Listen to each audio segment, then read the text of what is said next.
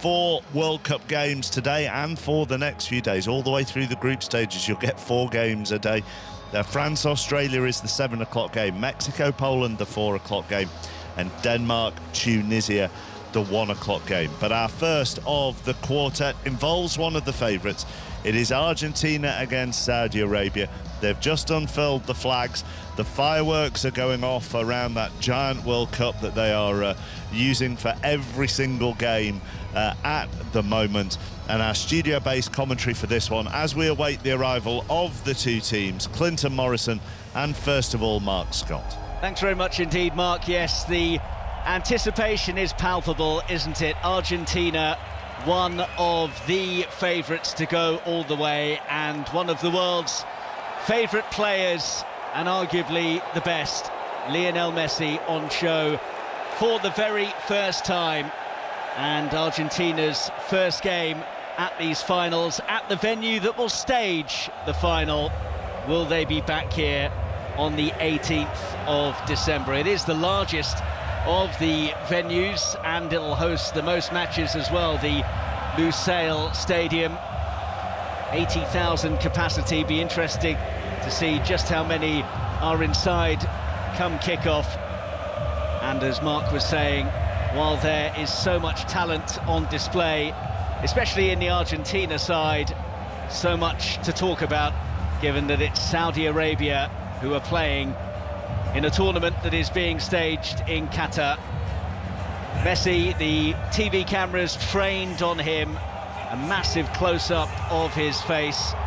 He looks icy cool as he gets set to lead his team out.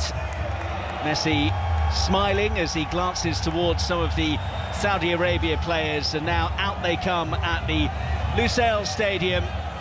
Argentina, of course, in their famous blue and white stripes, Saudi Arabia in the green and white, and it looks like a pretty decent attendance here. We know that there were issues with fans getting into the ground ahead of the England game against Iran yesterday, but a decently populated stadium as the players take their places in pretty decent conditions as well. The sun is shining. Remember, this is the earliest kickoff that we'll have throughout the World Cup. 10 in the morning UK time, it's 1 in the afternoon in Doha, and the sun is shining over half of the stadium as we get set for the national anthem. For the national anthem of Argentina. أصحاب السمو والمعالي السيدات والسادة، يرجى الوقوف في حالة القدرة للنشيد الوطني للأرجنتين.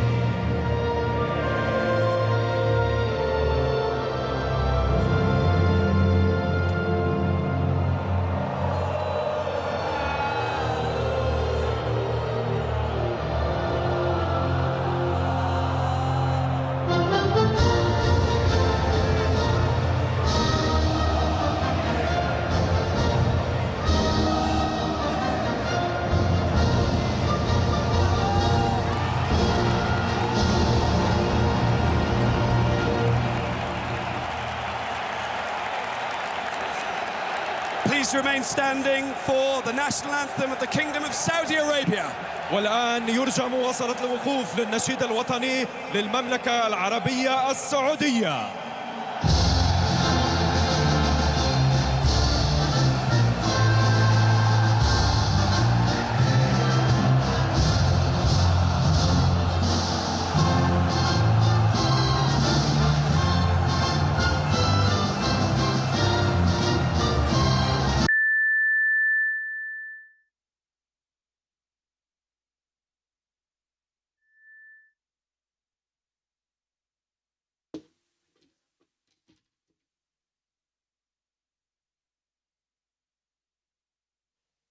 So we've just lost the effects from the stadium at the moment, but the national anthems have just concluded and the players are now shaking hands and breaking away. Clinton Morrison's alongside me for this one. Clinton, we know that Argentina are strongly fancied in this game. For Saudi Arabia, is it just a case of trying to keep it respectable, or do they go into the game actually trying to take the game to them? Because on paper, it's an attacking-looking lineup from their manager. Yeah, you could look at it two ways there. You could say, are we going to sit back and play counter-attacking football? And I think that's the best way Saudi Arabia. You don't want to be opening yourself up and be 2 or 3-0 down after 20 minutes. Then it could become, you know, a rout 6 or 7. So, but it's great that Saudi Arabia are obviously here at the World Cup, and they've obviously qualified to get to the World Cup. So yeah, I'm looking forward to a good game though, Mark. I think it would be a really good game, but it's all about Lionel Messi for me. Just to let you know, the referee this afternoon or morning, if you're listening in the UK, is Slavko Vincic, the Slovenian official who was in charge for the Europa League final between Rangers and Frankfurt. That giant World Cup is just getting wheeled off the pitch at the moment, and Lionel Messi was stood just in front of it. Quite an interesting image of that, isn't it? He's dreaming about lifting it, but the real one. The real one. I'd love to see you try and lift that. You've got the muscles to be able to do that. Messi just exchanging pennants in the centre circle with Salman Al Faraj, the Saudi Arabia skipper. And as I mentioned, it is an attack-minded side by the looks of it. Al Faraj, we think, is going to play just behind Al Brikhan. There are 3 centre forwards by trade on the pitch, so I imagine one will drop out wide. We'll wait to see how that pans out. In terms of the Argentina team, it is as expected. The big question was who was going to fill the void left by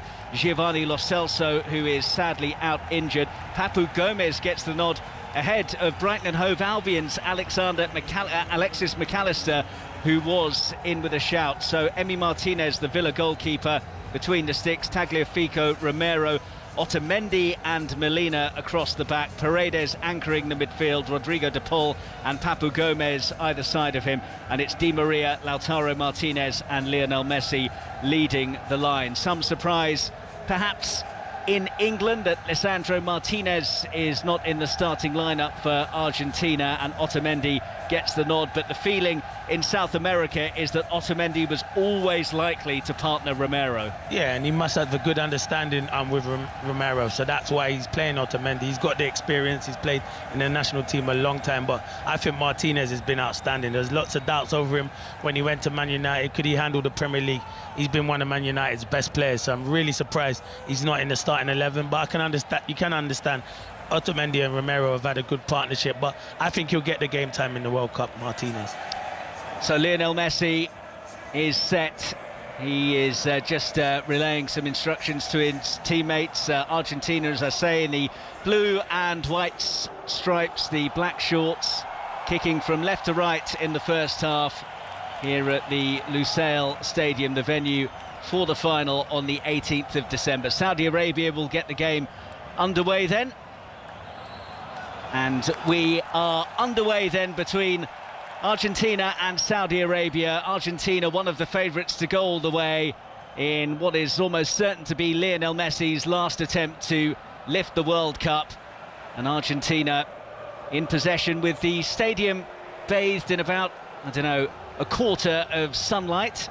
It is 1 o'clock local time, so it will be the hottest temperatures that the sides have to compete in during this tournament. It's not really been an issue so far. It might be interesting to see how it pans out today, though.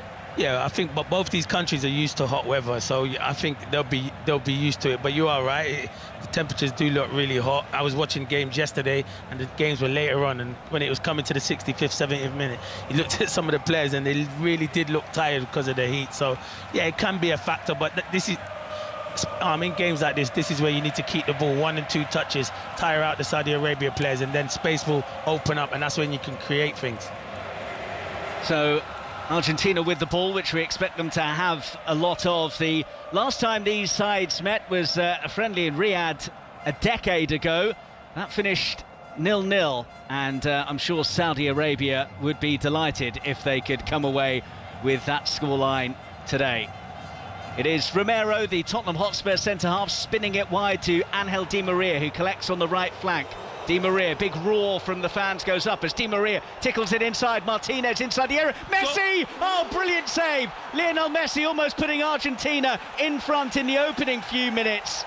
Really well worked, and credit to Mohamed Alouez for getting down with a big hand to make the save. It's a great save from Alouez. I was saying go, because when Messi gets into them situations, usually he bends that into the far corner, and he's you're not thinking he doesn't get all the whip that he wants into that far corner, but it's a brilliant save, and that will give him confidence moving forward, and it's a great start from Argentina. Alouez getting down very well to make the save. There's 40th appearance for his nation, one of the many who plays for Al Hilal. All of the Saudi Arabia squad play their club football in their homeland. On a decent run in terms of their fixtures, unbeaten in their last 10 friendlies. Goals are the key thing for them in terms of not scoring that many, but also not conceding too many. Alouez perhaps showing why with that fine save. Messi collects it in the centre circle, tries to scamper away from a couple of challenges, and a few challenges flying in there, and Slavko Vincic, the referee, has eventually awarded a free kick into Morrison. Yeah, there's a lot of good big tackles there. Paredes was one of them getting involved. The Pool was getting involved, and yeah, Saudi Arabia not coming to make the numbers up. They're making their tackles, but going back to that opportunity, I think Martinez on the edge of the box, he tried to turn, and it was a lucky break. He should have been really setting Messi for the shot, but as we just said earlier, it was a great save. But it's been a good start, and Di Maria looks like he's up for it on the right hand side.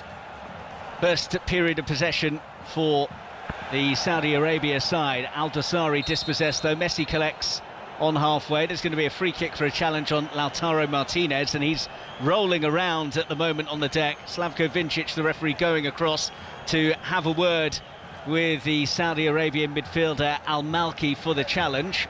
They're not going to make it easy, and you don't make it easy. That's what the manager would have said. You need to win your tackles, make them know that you're around, and it's not going to be an easy game, and that is how Saudi Arabia have started.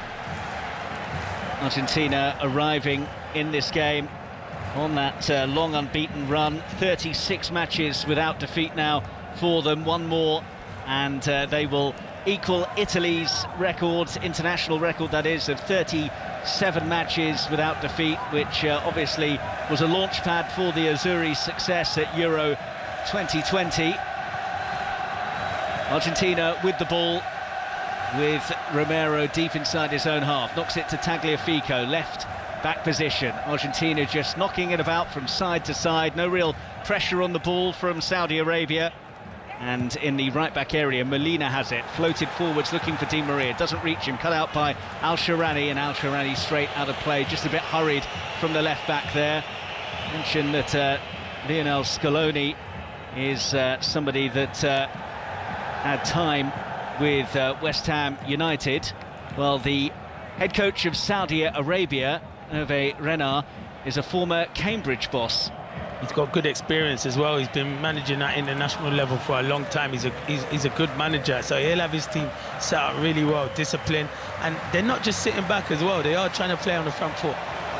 On the left-hand side now with Papu Gomez for Argentina. Really good shackling work from Abdelhamid on him, and he's saying it's gone behind for a goal kick rather than a corner. And it's a corner. It looked like it did come off the Saudi We do Arabia try it sometimes when we know we don't want to give away corners. We will appeal. So it's Rodrigo de Paul who looked like he was going to take the corner, but has actually left it now. And it's Lionel Messi who will deliver it. Left-footed outswinger from him, as Slavko Vincic just goes to have a word with some players that are congregating on the penalty spot. A bit of pushing and shoving. We saw a bit of wrestling going on yesterday, didn't we? Harry Maguire not getting that decision. In comes the corner, and there is a bit of a bundle in the area, and Slavko Vincic waves it away. One of the Argentina players going to ground and immediately appealing. Meanwhile, Messi has it, left wing, lovely footwork from him, and then tries to flick it forwards for the run of Rodrigo de Paul, who is crunched over there by Mohamed Kano.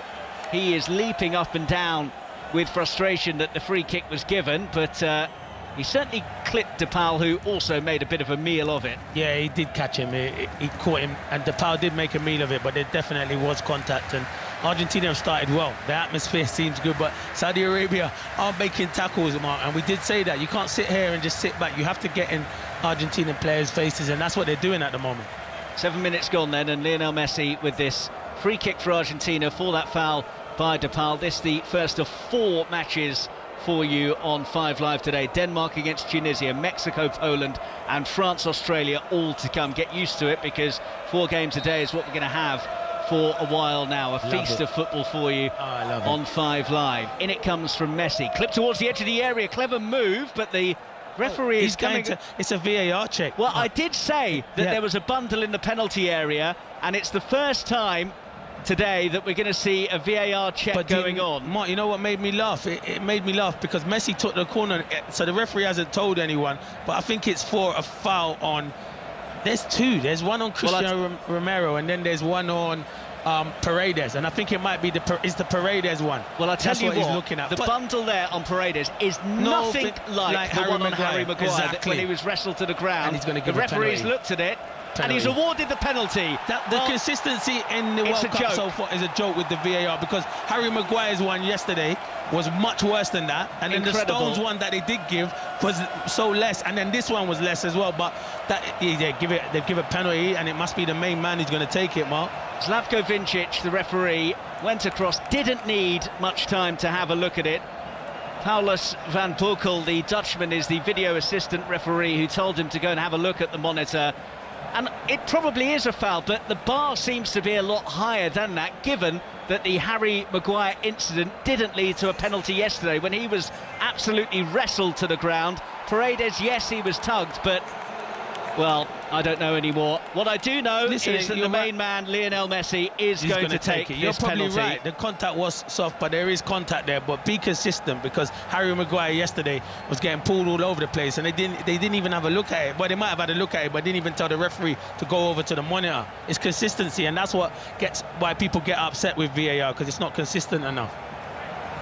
So Lionel Messi is stood hands on hips. One of the Saudi Arabia players, Al Faraj, is being told to leave the area now. Messi takes a deep breath, sizes up the target in front of him. Al Owais tries to make himself as big as possible, spreads his arms, all in yellow, now stood on his line. The whistle goes, short run up from Lionel Messi, who rolls it in. So cool from Messi. There was hardly any pace on the ball, waited for the keeper to go the wrong way, and then rolled it into the other side. Easy as you like from Messi, and Argentina have the early lead, and the main man has got the goal. It's Messi.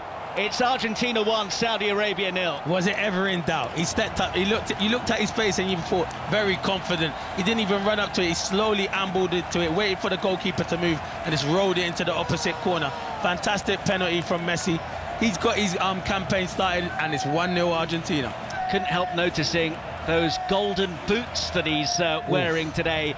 Lionel Messi, reminiscent of some of your collection, Clinton. Yeah, but I wasn't golden. He is golden. I probably should have wore silver or bronze, to be fair. But nah, his boots are special, and I did have some outrageous boots, but nah, his boots are good. He's got top boots for a top player. Well, it was always going to be tough for Saudi Arabia, and they have fallen behind early on. It was a cheap penalty, I have to say, but Messi wasn't messing around with his conversion. We've had a couple of wickets at the cricket. Adam Mountford. Have 3 now. England 90 for 6. They're subsiding. Vince out for a torturous 22 from 45. Caught on the fine length boundary. Joss Buttler caught having a tired slog at Zampa out for 1. And now Wokes out for 1. England a mile away from the 364 they need. 90 for 6.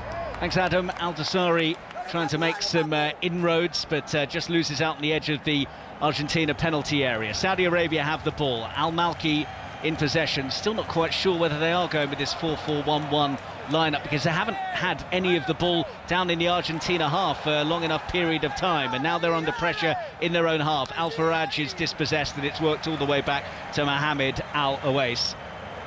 Clinton, I'm still struggling with that penalty. So am I struggling. We've seen replays and there is obviously contact, but there's not loads and loads of contact. And as I said, yesterday's one was more of a blatant penalty than today's one, and it's just the consistency.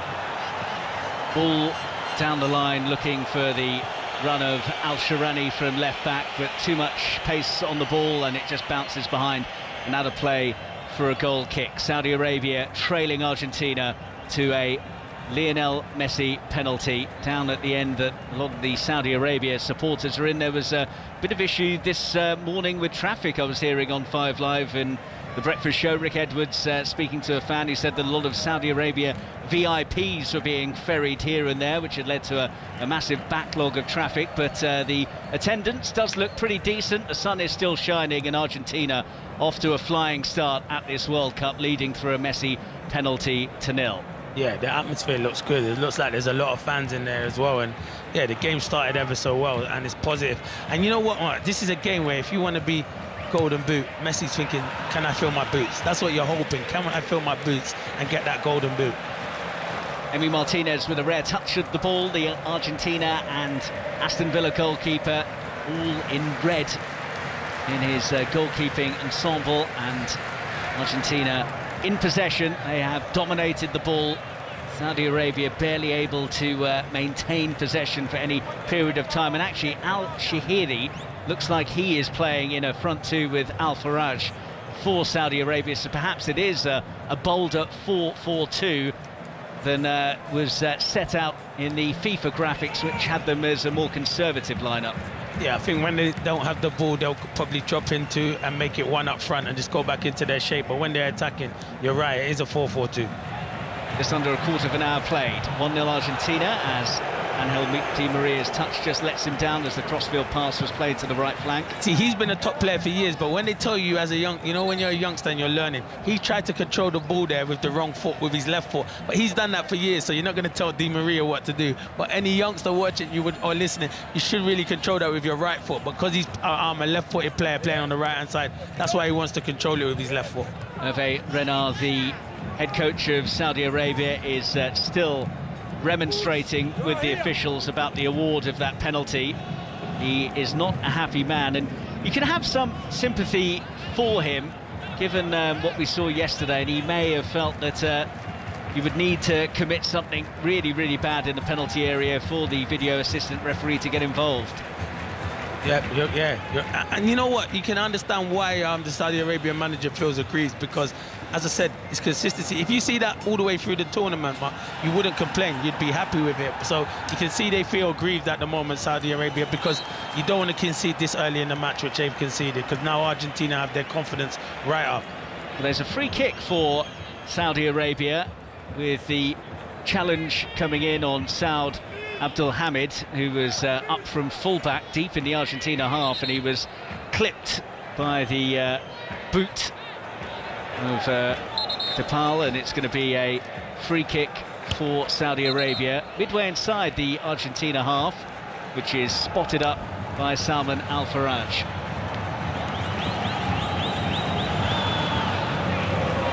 Al-Faraj stands over it. Saudi Arabia trailing by 1-0 at the Lusail Stadium. Defending for Argentina to do for the first time in this game, and they're all camped just by the D of the Argentina penalty area, whipped in towards the far post, and it needed dealing with. Paredes inside his own area should be able to clear. He's worked into Tagliafico, left back area, long booming clearance up towards halfway, collected by Abdelhamid for Saudi Arabia. Just down in that right wing as they look at it, a little sliver of sunshine inside the stadium that is still remaining as Tagliafico goes down under pressure and is clutching his right boot, but I think he's going to be okay after he was just caught by Al-Shehri. There's some strong challenges in the game, Mark, already in the minutes that we've had. Really strong challenges going in. So as I said earlier, Saudi Arabia, and they're not just here to make the numbers, they're going to make a game of this, even though Argentina are 1-0 up. They're not out of the game yet.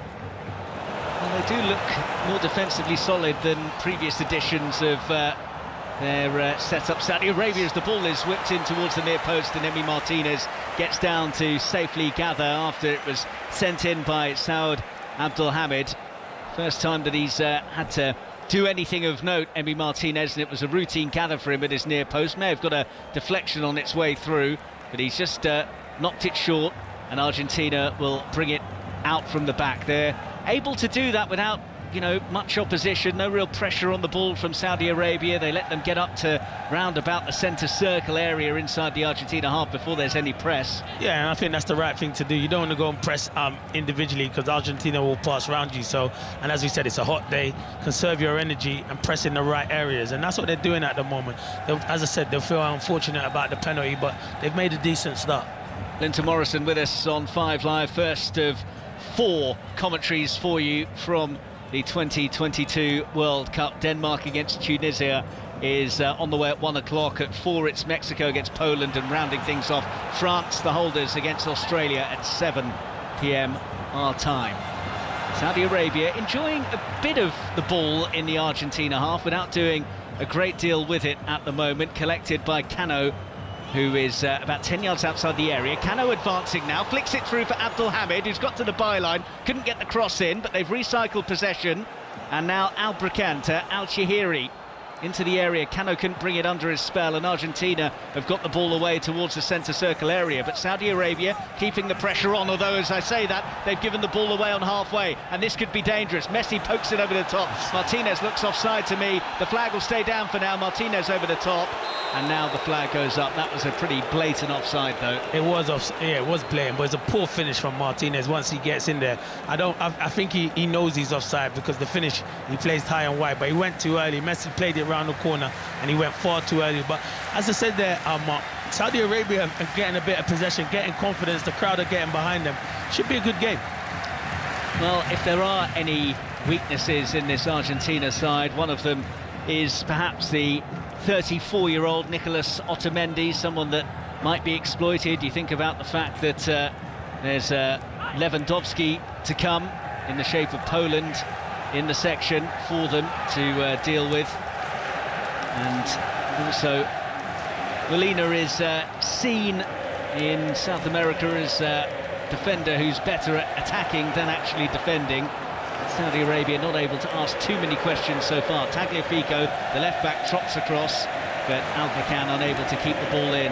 And in the sunshine, he takes the throw, and the Argentina fans are absolutely bouncing at the moment. All of them jumping up and down together perfectly in time.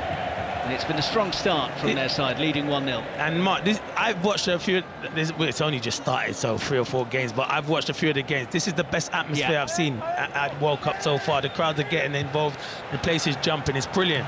Yeah, Argentina certainly look very well supported, given the amount of blue and white inside the Lusail Stadium. And Saudi Arabia, obviously, it's a very short journey for their supporters to make to get to Qatar, so unsurprising that there's a lot of green inside the stadium. And I think Clinton's right that it's perhaps the most populated by fans of both teams that we've seen so far. But you've seen a few empty stadiums, and you're a bit disappointed, because you don't want to see that. It's a World Cup. This is what you look forward to. It's the best tournament ever to play in, so you see that. But the atmosphere today is brilliant. 20 minutes played, 1-0 to Argentina. Messi trying to get away by the edge of the area, swept across to the left-hand side, and then whipped goalwards, but over the top. Di Maria was waiting for it, Messi in the centre as well, but the ball from Papu Gomez was too high and behind for a goal kick, which gives us a chance to get an update from the cricket. Adam Mountford. Another wicket, England crumbling. 95 for 7. Moeen Ali, the latest to go, holding out to Adam Zampa. A third wicket for him, out for 18. England 364 the target, all over the place. 95 for 7. Saudi Arabia might be all over the place here. The ball whipped in towards the 6-yard box. Messi was rising, but the flag is up for offside, and that's the thing that they need to be aware of, that they're so quick getting forwards. This team that doesn't have to rely on Lionel Messi anymore, as we were hearing from Tim Vickery earlier on. They've got that midfield 3 that are so quick to pounce on the ball, and then they can use Di Maria and Messi to get it into Lautaro Martinez. No Lo Celso, that is a big blow for them. He's become a key component of the side, but it is a much more balanced Argentina than we've seen before. Really came to the fore in that Copa America success, and it's no longer that give it to Messi and prey outlook that they previously had. No, the squad's brilliant. As I said, they got players like Dybala on the bench, Alvarez and McAllister. I like McAllister. I think he's a top player. He was probably a bit unfortunate not to play. They will miss Lo Celso, but they have got players that can come in and make a big difference. And now you see this squad now, and Tim was saying it before, I think this is the best Argentina squad we've seen for a few years now. You see the 5th player to score at 4 different World Cup tournaments. I'll ask you in a minute if you can name the others, Clinton, as Messi chases one over the top, looked offside to me, he's into the area, Messi will score, and with the flag come now, it will. Well, a little grimace from Lionel Messi. I think he knew that it was coming, but the way he stuck the ball away was so nonchalant.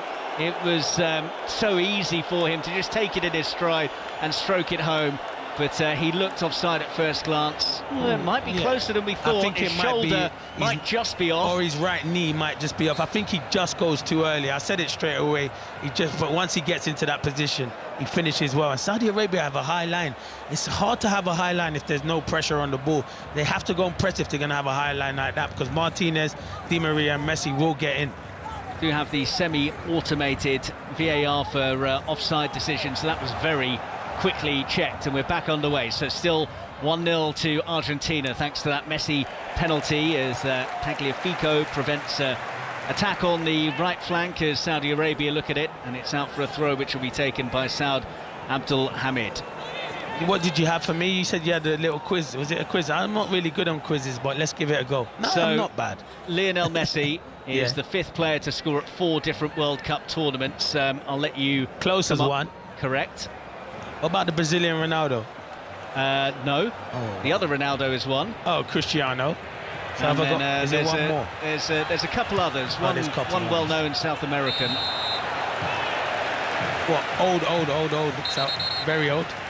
Pele? Correct. Yeah, I thought as much. You might not get the other one, but I'll let you have till half-time to try and come up with that. So midway through the first half, Argentina leading by a 1-0 against Saudi Arabia. It's Messi who scored from the penalty spot, and I don't know, I think Saudi Arabia will almost be pretty pleased with how it's gone so far, because apart from that and that early shot from Messi that Alois did really well to get down to block, they haven't created too much else. No, and I thought Argentina would dominate possession, but they sit off and let Saudi Arabia have the ball. That's what it looks like Argentina do. Let other teams have it, and then they break with the players that they've got, the Messi, Martinez, and obviously Di Maria. And then they've got 3 mid. That's where I think they miss Lo Celso. You're spot on, because they've got the pool and they've got Paredes in there who sit there. Then they need that creative spot just in front. I know they've got Messi further up, but that's where Lo Celso and Messi had a really good partnership. Argentina with the ball, with Romero, knocks it square to Otamendi, who brings it up to just by the centre circle region before going backwards of square to Romero once again.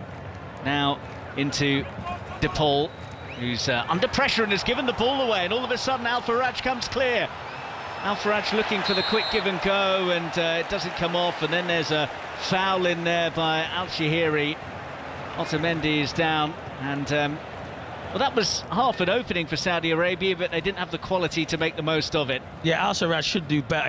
They win the ball back from De Paul. It's a poor ball pass from De Paul, and they win it back, and then you're thinking, go and break, but they took too long to break, and it was good defending from Otamendi. A lot of people question, should he really be playing, but he has got that experience. It's good defending, and we're just seeing a replay there of Messi, and his knee and his hip were just offside, weren't they, Mark? Yeah, the semi-automated VAR graphic came up to just show us that, well, the top half of his torso basically was offside, so it wasn't that close in the end.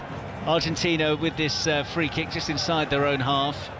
Slavko Vincic ensuring that they're back the required distance. One thing I was wondering, Clinton, is obviously we've got referees and video assistant referees who are all from different countries. I think the referee in the England game yesterday was Brazilian, and obviously we've got European referees in charge of this game, so perhaps I know that they're all meant to toe the same line, but I know that there will be different thresholds from what they're used to in their domestic leagues and also refereeing in the Champions League. Yeah, there is different because the Champions League is different, and in Europe sometimes it's different from the Premier League. So it is going to be different, but a foul's a foul, handball's handball in my eyes, and that's what you should see when you look at the video assistant and you have a look at the monitor and it sees it's a foul, you're being pulling, then you make the decision. But it has to be the consistency. I think that's the players and managers and fans get aggrieved when it's not consistent.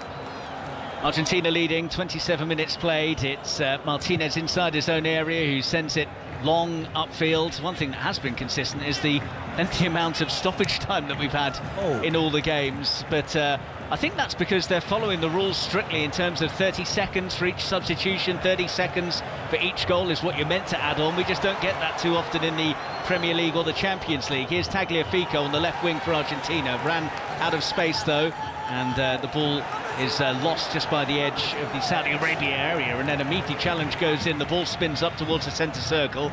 Underneath it is Molina, now slipped through here. Lautaro Martinez is in and chips the keeper and scores, and Argentina have their second goal of the game. It's Lautaro Martinez with the little dinked finish over Al Owais, and they've doubled their advantage. 2-0 up inside the first half hour.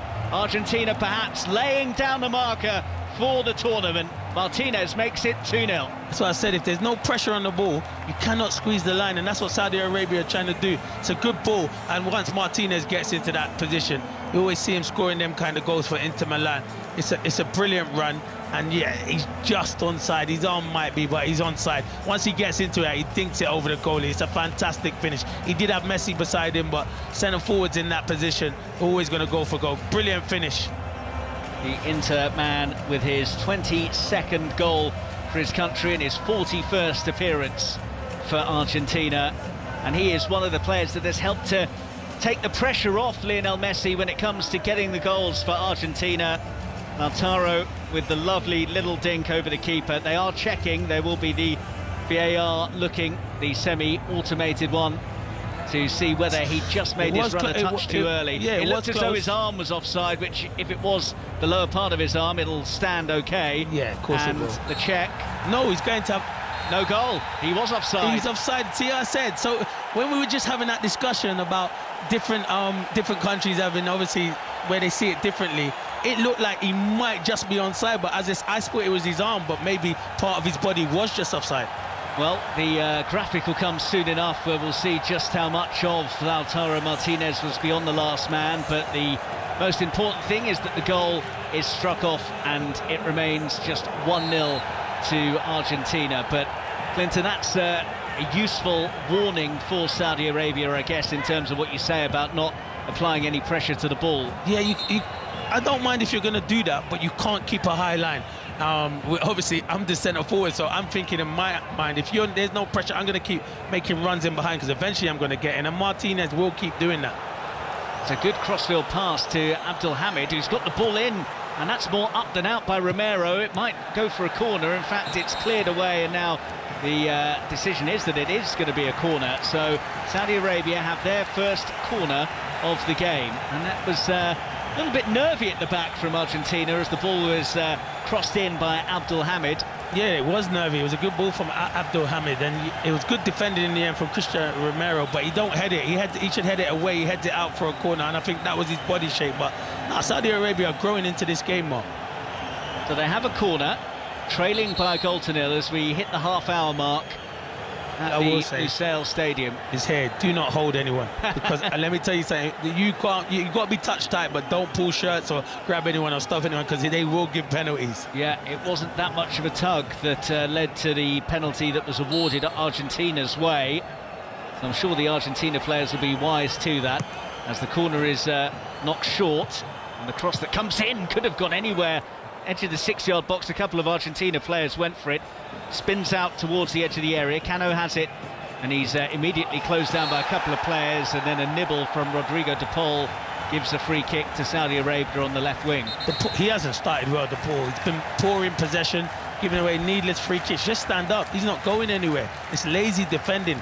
He hasn't started the game well enough for me yet, de Paul. And I thought Otamendi might have had a problem because he was down, but he hasn't. Otamendi being offered a handshake by Ali Abdullahi, but not interested in shaking hands with the Saudi Arabia centre-half and just shoving him as he tries to kiss and make up. Yeah, well, he's trying to shake his hand and Otamendi don't want to take his hand, then fair enough, we move on. Free kick then, good area this for Saudi Arabia, trailing 1-0. Left wing as they look at it. In it goes from Dawsari and safely gathered by Emi Martinez. It's a poor ball in, because they're the situations where you're not going to get a lot of chances and opportunities, and when you do get your free kicks and your corners, you have to put it into the box. Very useful pass on the left wing for Di Maria to chase, but just made his run a touch too early and the flag goes up. But they can't keep playing this game, because sooner rather than later Argentina will be onside and they'll be in. Yeah, and they'll time their runs right, because you can't eventually keep making them runs and be offside. There'll be once where they make the right run and they will get in, but I think that's how Saudi Arabia play, Mark. They're always going to squeeze up high and they don't put the pressure on the ball, so they are going to concede goals if they keep defending like that. 6 clean sheets in their last 10 qualifying games. They've not been easy to score against. The issue has been at the other end, just 4 goals scored in their 9 friendlies, and they last scored more than once in October 2021, although that was against China. They're on the attack here, but Otamendi in the right place to clear the header, and Di Maria now 10 yards outside his own penalty area, loses possession, and the sliding challenge from Shehri sent it out for a throw to Argentina midway inside their own half. Yeah, they're competing, Saudi Arabia, they are competing. Argentina know they're in the game. It's not easy for Argentina, there's no time and space, but it's a World Cup. You don't expect any games to be easy. I know England's result yesterday was easy against Iran, but England made it look easy, and that's what you have to do when you're playing teams that are lesser to you and less superior to you. You've got to go make a statement, and Argentina haven't made a statement yet. Ball bounces all the way through to Mohamed Alouais, who made that really cracking save from Messi early on and was then beaten from the penalty spot by the same man, but aside from that hasn't had a great deal to do, and Saudi Arabia perhaps growing in confidence. Dawsari loses out and then tries to win the ball back, but it's broken to DePaul just shy of the halfway line. Rodrigo DePaul infield to Angel Di Maria, still inside the Argentina half, now worked in to Messi in the centre circle. His scoop pass to the left is one of those collector's items. Miss-hit Messi pass, too much on it for Papu Gomez, out for a throw. That's why I said, wow, it's not Gomez's fault. I thought he could have got there, it was a bad ball, and Messi puts his arm up and says it's a bad ball. Very rare. I was there. What time was that, Mark? And we need the time, the day, and the year. No, I'm only joking. 34 minutes into the game. You can mark it down if you want. Mark it down, yeah. Messi giving a bad pass away. So we're seeing now the semi-automated VAR for the offside against Lautaro Martinez. And it is his shoulder, so it's just beyond that so-called T-shirt line, which is the cut-off point. So it was the right decision then. That's why this is why we like VAR. Sometimes we don't, but then we do, because that was the right decision. It was the right call. And quickly done, because obviously with it being semi-automated, there's no hanging around and drawing of lines. Here's Messi though, centre field, lovely pass through. Martinez, is he onside? Oh my word, lovely step over, brilliant finish. The flag goes up again, and it's a real shame unless you're a Saudi Arabia fan, because that was wonderful work from Lautaro Martinez. He completely dummied the goalkeeper, stepped over the ball, let it go through his legs. The goalkeeper went completely the other way, but he is offside by a good yard or so. He don't have to go. Messi's got his head up and he runs straight. Just arc your run and then you'll get in, because there's no other fullback near him, and that's what I'm saying. They're going too early at the moment, and people will say, oh, Messi could have played the pass earlier. No, Martinez doesn't have to make his run that early. He has to arc it. He's making his run straight instead of arcing his run and bending it. Into Morrison with us on 5 Live on the first of 4 commentaries from the World Cup for you. Denmark against Tunisia is at 1 o'clock. At 4 it's Mexico against Poland, and finishing things off France, Australia at 7 this evening. You know, Messi looking a bit frustrated, his side leading at the moment, but he'll feel that it could and perhaps should be by a larger margin if they'd been able to just bend their runs a bit better and stay onside. The finishing has been top draw, hasn't it? It has, yeah. The finishing has been brilliant. When they've got into them situations, they've finished ever so well, but they just got to time their runs. That's the biggest problem. Time your runs and you will get in, but we know they can finish. The likes of Messi, Di Maria, Martinez, we know they can finish. They're clinical footballers and clinical strikers. Messi dropping very deep, about 20 yards inside his half, and gets the return pass back. Immediately 3 Saudi Arabia players go towards him, but a lovely curling ball from him up towards the centre circle area. Now it's worked to Molina, up from fullback, infield to Depal, and then Papu Gomez is challenged from behind, and that's going to be a free kick. And Argentina just asking whether Slavko Vincic might be minded to get a card out for the first time. It was through the back, but I don't think it was the worst contact in the world from Dawsari.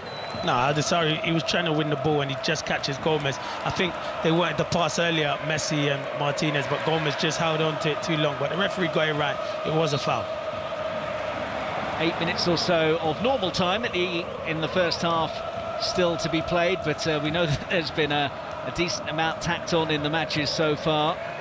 Here is Di Maria, right wing for Argentina, into the feet of Messi, who just pirouettes away from a challenge and plays it square infield to Paredes. Paredes rolls the ball between his feet and then finds Messi down to walking pace now as Argentina look to try and get it wide to Tagliafico, but it's another overhit pass on that left flank and it's out for a throw. Yeah, Scaloni won't be happy with Argentina the way they pass. Paredes just passes it out of play. Their passing hasn't been good enough so far. Even though they're 1-0 up, I don't think he'd be happy with the performance so far. Tomorrow we've got 4 games again. That's the way it is for a while now. Germany, Spain and Belgium all in action on 5 Live and BBC Sounds, and Rick Edwards once again presenting 5 Live breakfast from Qatar from 6 a.m. Got a break in play at the moment, and allows me to tell you about the fact that you can get your daily dose of World Cup reaction, debate and analysis on the World Cup Daily podcast on BBC Sounds, and the Match of the Day Top 10 World Cup Series is available. Gary, Alan and Micah out now on BBC Sounds as well. So the magic bottle of spray is out and being administered to Salman Al-Faraj, who is one of their key players. Mark, you know that other goal scorer, yeah? Is he German? Usila. You've been on your phone, haven't I'm going to be honest. Usila, is that right? How have I got that? Uwe Seeler is correct. Well, yes. I'm not going to take the credit from it. I'm going to not take the credit because I've just had a WhatsApp message from one of my good mentors, Mark Bright. Mark Bright's just messaged me and gave me that answer. So I'm not going to take the credit, but Mark Bright's given me that answer. The Palace connection. Of course coming it to is. The fore And he's always listening. I'll give Brighty the credit for that one. Exactly, then. give the right Brighty. answer. It was Exactly. the toughest one to get. Here is Dawsari then, about 20 yards outside the Argentina area. Saudi Arabia only trailing 1-0, and there have been some positives in their performance so far. They've lofted a ball into the area, which Romero is underneath for Argentina. It's an interesting game so far. Argentina, I guess, could be 3 or 4 up, bar a couple of marginal offsides, but Saudi Arabia have stuck in there. They've posed a couple of questions without seriously threatening Emi Martinez. It's a difficult one to describe. It is a difficult one where you think Argentina have been sloppy. Saudi Arabia probably gone as they expected, with them they're not really having loads of possession, and when they're getting into it defensively, you said they've been good, but in the final third you can see why they haven't scored a lot of goals. They don't create, and they look like they lack that centre forward who can, go and cause Otamendi and Romero problems. But I think Scaloni will be a bit, even though they're winning, be disappointed with how Argentina are playing at the moment. 5 minutes to go until half-time. Argentina looking to extend this 1-0 lead. Di Maria with a lovely reverse pass, and Romero's up there from the back. It's Romero's cross, didn't come the way of Messi. I was surprised to see that he was as far forward as he was. He's done it a few times for Spurs, though. Romero nods it infield to Depal. Depal to Di Maria. Di Maria sweeps it crossfield to Messi. Lovely control from Messi, and then excellent defending as well from Saud Abdelhamid to just take it off the toes of Messi, who brought it down well, was getting ready for a shy goal from the angle, but the Saudi Arabia fullback just stuck his toe out to send it behind for a corner. Really good defending. I think Messi sees it first time. He sees Martinez and he's going to play it first time, but he takes that touch, and really good defending. So corner for Argentina. This is where their penalty came from, so the Saudi Arabia defenders will certainly be doing their utmost not to drag anyone down. It was a Messi corner that led to the penalty. He's over there, but it looks as though it's going to be Papu Gomez to take this. Messi is in attendance, so it might be a short corner. A couple of Saudi Arabia players are nearby, waiting to close that down if they do go for the short option, which they do. Messi collects it. Papu Gomez gives him the option to return it, about level with the edge of the Saudi Arabia box at the moment. Now Papu Gomez jinks and weaves and goes over. Looked like he was trying to buy that free kick, and the referee has bought it because Slavko Vincic has penalised Abdullah Al-Malki for the challenge. Yeah, Al-Malki, he's complaining that it ain't a foul, and he does just catch Gomez. He catches him on the ankle, and yeah, he is late. He does catch him on the ankle. It's the right decision from the referee. So free kick Argentina, leading 1-0, and down on the deck at the moment is Papu Gomez as Messi goes across to spot up the ball. It's probably 5 yards outside the left side of the Saudi Arabia penalty area. Messi stood over it, sizing up his options, sweat dripping off his brow as he just wipes it away, and then gets a message to some of the players inside the area as the referee goes across to get a message to the Saudi Arabia defenders in terms of jostling in there. Cluster of green shirts and white blue shirts by the edge of the 6-yard area. Messi's free kick is into a very good area. A couple of Argentina players went for it. It bounced out to the pool by the D, and a wild shot from him well over the top. Oh yeah, it's a good ball in from Messi, but it's well defended. But when it comes to the pool, he's just on the edge of the box, and you're thinking he's usually got really good technique, but his technique went wrong there, and he blazed it high and wide over the bar.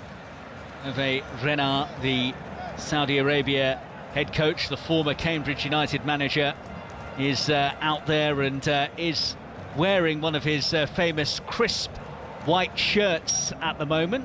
Yeah, he's famous for dress sense wise. How long we got? Because I can tell you, I had some outrageous ones and some good ones, but his shirts always look like they're ironed immaculate. I'll give you a chance to think about some of those outfits as we get an update from the cricket and Adam Mountford. 1-2-6 for 8 England in the 30th over, chasing that massive 364. A little bit of resistance, but Sam Curran hold out to Abbott for 12. Dawson just survived a tight LBW appeal. England 1-2-6 for 8.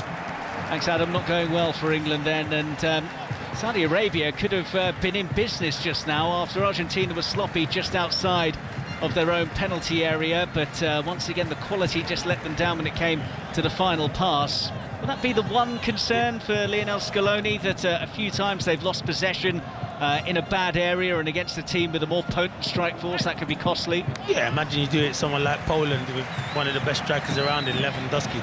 You will get punished, and I do think there is problems at the back.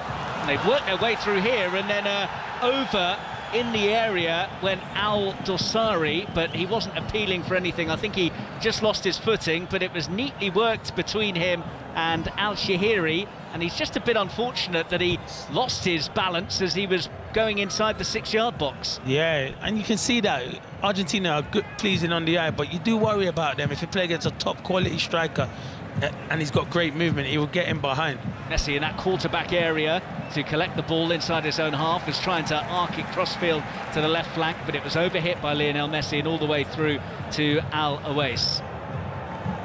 And the pass crossfield from Al-Malki is cut out, and Al-Malki then makes amends just outside his own area by clipping it forwards to Cano. Cano loses out again though, and Argentina have wrestled back position left side, and now go back towards halfway into stoppage time almost now at the end of this first half, waiting to see just how much of it we're going to get. Have been bonanza amounts of additional time in the matches so far. I like that though, the time wasting. I think they should do that over here more. I like it because too much people time waste and referees don't add it on.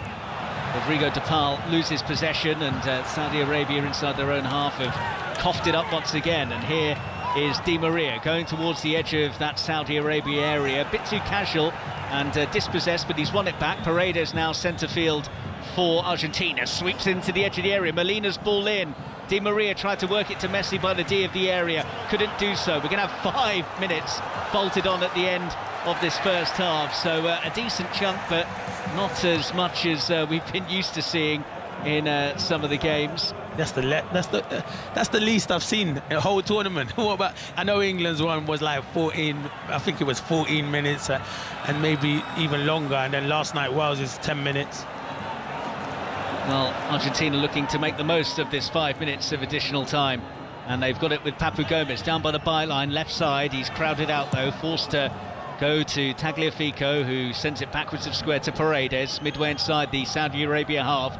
Argentina leading by a Messi penalty to 0. They've had the ball in the net a few more times, but the offside flag's denied them. Now they've got to the byline, and Rodrigo de Paul has a crossing chance here, and he was looking for Messi on the edge of the area, but wasn't able to find him. Argentina trying to press home their advantage and grab a second before the break. If it finishes 1-0 at the end of this first half, who's the happier team going to be? Oh yeah, Argentina will still be happy because they're winning, but Saudi Arabia will be happy because at one stage, when the way Argentina started, you were probably thinking this could be 2 or 3-0 before halftime. So they stayed in the game, had some close calls with the offside decision. But yeah, Argentina now are starting to play. Messi, lovely arc ball towards the right corner of the area. Di Maria's got it, runs at the back line, then clips over the cross. Too high for anyone that was by the edge of the 6-yard box, but it'll be kept alive by Papu Gomez. Gomez stood up by Saud Abdulhamid and forced to go back to Paredes. In centre field, lovely ball from him, and worked across goal, but gathered by Alois. Well, it was a really nice idea by Angel Di Maria, but he didn't get enough purchase on it, and it was straight through to the goalkeeper. Wicket at the cricket, Adam Mountford. End is nigh. England 1-2-9 for 9. Dawson caught behind off the bowling of Marsh for 18. England still 235 runs behind. They're 1-2-9 for 9. And if you want ball-by-ball commentary of the last rights, that's available on BBC Sounds as we're into the last 2 minutes of additional time in this first half at the Lusail Stadium, which will be the venue for the final. It's an 80,000 capacity arena. I think it's probably going to be fairly close to full, with a large smattering of Argentina fans. I think it's the largest attendance that we've seen so far, as Saudi Arabia are going to make a change right before the break here, and it's Salman Al-Faraj, who's one of their most creative players, that is going to be withdrawn, and it must be an injury given that we're so close to the interval, as Hervé Renard just struts around his technical area, and he is on the deck at the moment, Al-Faraj. Not quite sure what happened there that led to the injury, or maybe he just pulled up. Yeah, he's the captain, and he's probably the talisman, and yeah, it's a huge blow to lose him, but he did stop. He just stopped straight away. He pulled up and he felt something, and he's had to make a change. You never want to see someone going off injured in a big tournament, but yeah, we wish him well. Normally operates just in that pocket, the number 10 position, the creative spark for them, and off he goes and tears off his captain's armband. Really disappointing for him. And another attacking midfielder, Nawaf Al-Abid, is going to replace him. Another very experienced member of the squad. This is 55th cap for his country. He's scored 8 goals previously, and he is now on it in first half stoppage time, and he looks absolutely gutted. Al-Faraj, understandably so. Yeah, he looks emotional because you work so hard to get, and not many people go and play at a World Cup. You can see there's a few tears there and grimaces, because this is a big stage for a lot of players, and to play in a World Cup when you get injured in it, you do feel massively disappointed. So Al-Abid comes on, and Saudi Arabia just looking to see out the remaining seconds of stoppage time at the end of this first half. 5 additional minutes that are being played. Argentina 1-0 up thanks to that Messi penalty, and will feel that they deserve to have a larger margin, but the offside flag, or the semi-automated VAR machine, has denied them a couple of times. Here is Molina in the right-back area for Argentina. Some whistles from the fans ahead of the half-time interval. Saudi Arabia have won it back, and Al-Shehri trying to lead the counter-charge. It's in midfield with Mohamed Cano. Cano's ball just squirts off a Argentina player and rebounds towards the D of the Argentina box. Di Maria, with his back to goal, goes all the way back to Molina, who finds his keeper, Emi Martinez, who hasn't had a save to make so far. Argentina pretty comfortable at the back, despite Saudi Arabia picking up possession with some careless play from the Argentina defence a few times, and that Argentina defence just knocking the ball around in front of the penalty area before getting it to Messi in the centre circle.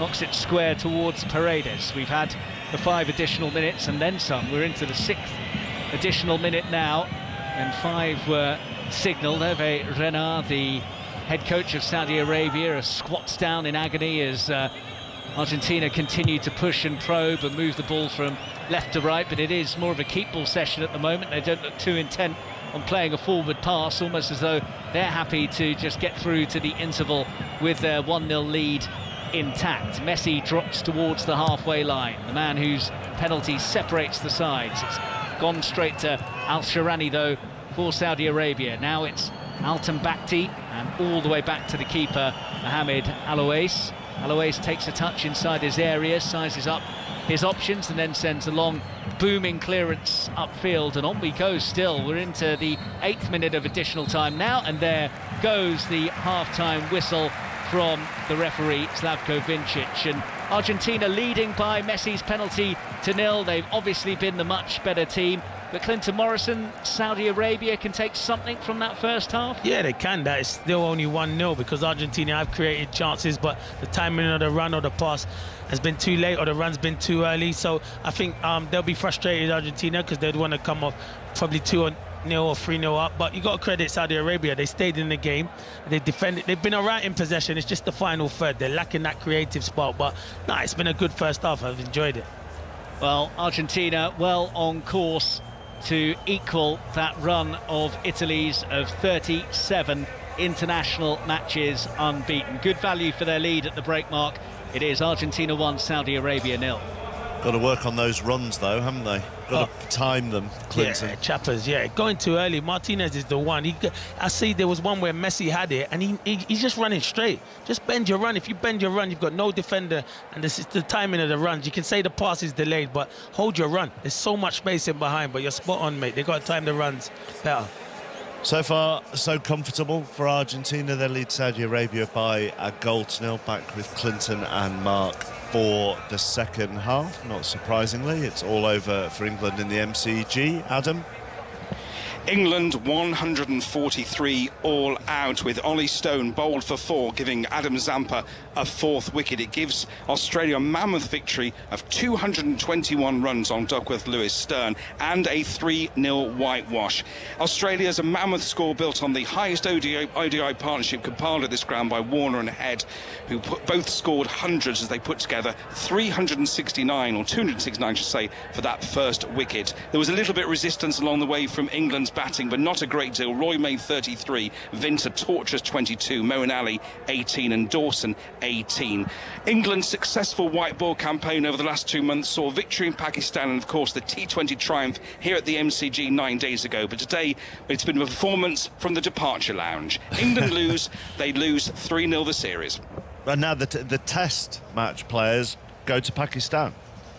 They're already there. Well, they're in Abu Dhabi at the moment. Yeah. There's no one in this squad, to be honest, who is playing that Pakistan Test series. They're warming. In fact, they play tomorrow. The schedule continues to be slightly ridiculous, Mark. The test players, and a lot of them obviously came from the T20 World Cup triumph. They're in Abu Dhabi, England against England Lions. That starts tomorrow. So we've got a team playing a one-day international in Australia here, a team in Abu Dhabi playing a warm-up game before the Pakistan Test series starts in a few days' time. It's a mad schedule. Against another England team. 3 England teams playing in 2 days, but there we go. That's modern cricket for you, Mark. So you need a TMS team like that, don't you? You need a test team, a white ball team, and a test match Lions team, and then you're set. We're not far away, but I can tell you, Mark, commentary on that Test series 1st of December on 5 Sports Section and BBC Sounds. I can plug whenever you want me, Mark. Don't worry about that. Thank you very much, Adam Mountford at the MCG. 4 World Cup games today. The first one underway, of course, Argentina 1, Saudi Arabia 0. Then we've got Denmark, Tunisia, then Mexico, Poland, and then France against Australia. We'll look ahead to Denmark and Mexico after the latest BBC News at 5 to 11. Here's Lisa McCormick. Take the World Cup with you. Qatar 2022. On BBC Sounds, this is BBC Radio 5 Live. Consumer groups say it's hugely concerning that a review by Ofgem of 17 energy companies showed that they were all failing vulnerable customers. Energy UK, which represents the suppliers, is disputing the findings and says that many companies have gone beyond what's required of them. Jonathan Brearley is the chief executive of Ofgem. The most important thing for me is making sure that when you apply for help as a customer, you're consistently treated by your company. So what we're finding is basically it's potluck. You might get a good advisor that might help you, but you may also get someone who simply doesn't do the things that are needed. So Keir Starmer has set out his plans to train more British workers to end what he's described as the country's dependency on immigration. The Labour leader told the CBI conference in Birmingham that it was important to invest in people who are already here. The days when low pay and cheap labour are part of the British way on growth must end. This isn't about Brexit. All around the world, business is waking up to the fact we live in a new era for Labour. And while they're adapting, our low-growth model is holding us back. Rescuers working at the site of an earthquake in Indonesia say many of those killed or injured were school children. The 5.6 magnitude quake caused landslides which buried entire villages in West Java. Most of the outstanding schools in England inspected since 2020 have been downgraded, according to a new report from Ofsted. Some of them hadn't been looked at for 15 years because the government had previously given outstanding schools an exemption from regular inspections. An officer from the Met Police Parliamentary and Diplomatic Protection Unit has been charged with assaulting a 14-year-old child. PC Paul Busey was off duty at the time. He's due before Basildon Magistrates Court in Essex on Thursday. A new low-cost transatlantic airline says it plans to launch out of Belfast in 2024. Fly Atlantic says it'll eventually fly to 35 destinations and hopes to create 1,000 jobs in the first 5 years. And official viewing figures show that around 7.4 million tuned into the TV to watch England beat Iran 6-2 in their opening World Cup game. 9.4 million watched Wales draw 1-1 with the USA. Formula One. It's the pinnacle of motorsport, but it's just as famous for its high-octane extravagance, huge sums of money and sprayed champagne. In 2007, an improbable lo-fi crime nearly brought the high-octane world of Formula One to its knees. Disbelief is the only word. Spygate drew in some of the most powerful men in the sport's history. It will haunt the people involved for as long as they live. All set against the backdrop of Lewis Hamilton's record-breaking debut and his ferocious rivalry with Fernando Alonso. It was like a bomb that exploded within the team. I'm Pete Tong, and this is Sport's Strangest Crimes, Spygate. Listen on BBC Sounds. BBC 5 Live. The FIFA World Cup, Qatar 2022, with Mark Chapman. Argentina leads Saudi Arabia by 1-0 at half-time. At 4 o'clock, that's Qatar time, 1 o'clock UK time, it is Denmark against Tunisia. This is at the Education City Stadium here in Doha. Vicky Sparks and Pat Nevin will be our commentary team for that and are in the stadium now and presumably hoping for a better game than your first one at this tournament, Vicky.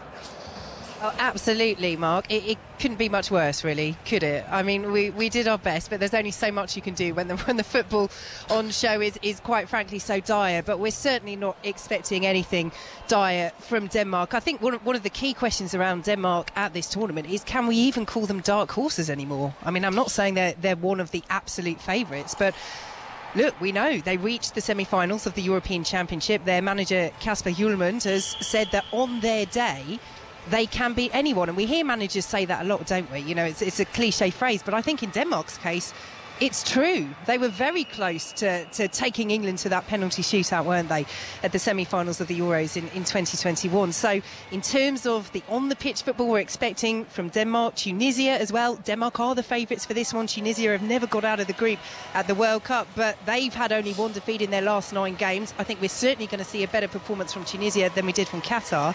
But amidst all the on-the-pitch football that we're looking forward to in terms of the actual game, the biggest off-the-pitch football story for this, it's got to be Christian Eriksen. And just saying that name genuinely brings a smile to my face, given what we all saw at the European Championships last summer in that opener against Finland. The fact that we get to be here in this stadium and see Christian Eriksen walk out for Denmark at a major tournament once again for the first time since he suffered that cardiac arrest against Finland. I mean, honestly, even just talking about it now, you already feel the emotions that will be surrounding this for Denmark, for Eriksen, and for everybody who is watching this.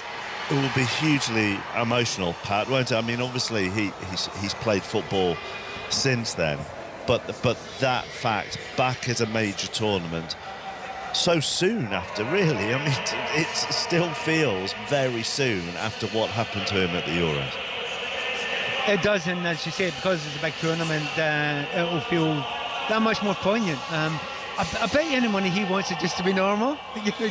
Wants it to be another game. He's played a whole bunch of games just now, and I think it's just a happiness, it's just a relief that he's back, being treated like every other player. And remember when he first came back, players didn't even want to tackle him. It was the weirdest thing, but it put football into a very, very normal perspective again after that, and we should never forget that it's supposed to be a joy, it's supposed to be a celebration, we're supposed to be here to have fun. And yes, I agree with Vicky that when he runs on that pitch, we'll all have big cheesy grins and smiles on our faces. I mean, as you say, still remember that first game back, and he was playing for Brentford against Norwich, wasn't he? And Brandon Williams fell to the floor with him and looked like he was going to chin him, and then realised who it was. Then instead gave him it's like slide tackling Sir David Attenborough, isn't it? You can't do these sort of things. You were part of the preview show, Pat. Peter Schmeichel on that preview show as well, and Vicky's right, there are a lot of people tipping Denmark, so I'm not sure we can call them dark horses. Peter's concern when he spoke to us that evening was maybe where the goals will come from. Yeah, I mean, usually the teams that are doing well at the moment, be they domestic, be they international, they've got a right good attacking force, usually one brilliant player and a number of others who can add in. But to be honest, I still think they've got enough goals in them. I think, they've not got a goal scorer. I mean, Dolberg can score, Damsgaard can score, Poulsen, Braithwaite. They've got a lot of players, and we know her man as well can score. Eriksson can score as well. So there's plenty of people, and sometimes it is like that with some squads. They just share them around a little bit. So you might not have the top goal scorer, but they create enough chances, and more importantly, have a look at the defence. And it's the strength and depth in that defence that impresses me as much as anyone else. Looking at them all, there isn't a player in there that you think, wow, miss, apart from the goalkeeper, arguably, apart from them, you think, well, you could miss any one of them, maybe any two of them, and they'll be absolutely fine. Not sure that many teams can actually say that. Vicky, Pat, for the moment, thank you. We'll be back with the two of them for our preview of Denmark against Tunisia, and that is a 1 o'clock kickoff. Then at 4 o'clock, it's Mexico against Poland. These two teams in the same group as Argentina and Saudi Arabia. Tim Vickery is still with us. And interestingly here, rather than talking about Mexico, the team, I'm interested, Tim, in talking to you about Tata Martino, the Mexican manager, who is at odds very much with the Mexican fans. It's all pointing in the direction that after this tournament, he will be done with Mexico. I don't know a Mexican coach who's ever not been at odds with the Mexican fans. It's a bit like sitting in a coconut shy, I think, being Mexico's coach. But whenever I've seen them recently, they play a lot of warm-up games against South American sides. I've been struck by how poor they've been. Maybe they're saving it up for the big night, but I've been very, very disappointed with them. He's Argentine, isn't he, Tata Martino? He did have a spell in charge of Argentina. He's also in charge of Barcelona for a season as well. It's not his nationality that the Mexican fans have an issue with. It's, as you say, it's the style of football, his conservatism. Yes, and they really haven't sparked at all. Maybe they're saving it for the World Cup. One of the great things about the World Cup is it's like time speeded up. Good performance today, and suddenly he's a national hero again. And Mexico are on their way to that, the fifth game that they dream of for every World Cup and never quite seem to get. But they're going to have to improve greatly on their warm-up performances and on qualifying as well if they're going to make an impact on this World Cup. What did you make of Argentina's first half, by the way? I thought Asia needed this after what we've seen in the first couple of days. Credit to Saudi Arabia. They've taken the risks with that high line and got away with it narrowly a couple of times. But they've stopped Argentina doing what Argentina want to do, which is to have the ball in midfield and just pass it around and wait for the gaps to open up. They've forced Argentina to go more direct. And there'll be once or twice where Argentina have been defending at full strength. I know you lot over there, you don't pay a lot of attention to the Club World Cup, but you might remember start of the year, Al Hilal of Saudi Arabia gave Chelsea a good game. And the heart of this Saudi side is from Al Hilal. You're seeing that defensive understanding, that club understanding in the defensive line, although they have been running risks, but credit to them. They've been brave and they've stopped Argentina playing the way that Argentina wants to play. So I thought it was a good first half from Saudi Arabia, although you worry for them that as the limbs get tired and space opens up, Argentina will be able to find more of their passing rhythm. Thank you very much, Tim. Tim will back at full time to continue the chat with us lot over here. A couple of other sports lines for you. F1's Chinese Grand Prix won't take place next season. That's because of the country's zero COVID policy. Belgium apparently aren't going to wear their white away shirts during the group stages of the World Cup. It had the word love on the collar. They've been in discussions with FIFA about that. And Germany played their first game tomorrow. That's against Japan. And Leroy Sané is out of that with a knee injury. The teams are back out for the second half. Argentina a goal up on Saudi Arabia. Back to Clinton and Mark. Thanks very much, Mark. Yes, the players just making their way out onto the pitch at the Lusail Stadium. One question, Clinton. At the end of that first half, obviously offside decisions dominated a lot of the talk. Is that good defending or bad attacking? Good defending. I think it's good defending and also bad attacking. The timing there runs too much. But good defending, because if we don't say good defending, Tim Vickery won't think we watch the Club World Cup. We always watching the Club World Cup, Tim. Don't you worry about that. Club World Cup's biggest fan, Clinton Morrison, then. So just underway then in the second half, Argentina leading by a goal to nil. Messi's penalty, the difference. It could have been a bigger margin at the interval. A number of goals chalked off for offside, one of which it was interesting. Lautaro Martinez, just the upper part of his arm, that debate about where the part of the body starts that means that goals will be struck off. And it was very close to that border. Anyway, it is 1-0. Saudi Arabia still in the game, and I think that they would have taken that if you'd offered it to them before kickoff, to be still in the shake-up at the start of the second half. Angel Di Maria with a lovely bit of footwork to wriggle away from a couple of challenges and gets the ball up towards halfway. Now Di Maria has gone over and he is clutching his thigh here, his right thigh. He's rolling around on the ground, and just wondering, was that a collision or was that more down to the way he fell? I think it might be a collision, because he looks like the top of his thigh near his hip, and yeah, he's getting up now. So good news for Argentina and the World Cup. You don't want to see some of the best players going off injured. Di Maria is up and okay then, and Argentina are back underway. Down towards their own penalty area with Otamendi, square pass from him, now swept across to the far side. Di Maria chasing, the flag's gone up though against Angel Di Maria. First offside of the second half comes with less than 2 minutes played since the break. Yeah, and it was a good run from Di Maria. It's a really good ball from Paredes, but watching that again, they're quick to put the flag up, but I feel like he was level there. But really good run, and I feel that's what Argentina manager would have been saying. Start stretching in behind, and then there will enable space for Messi to get on the ball and create stuff in the second half.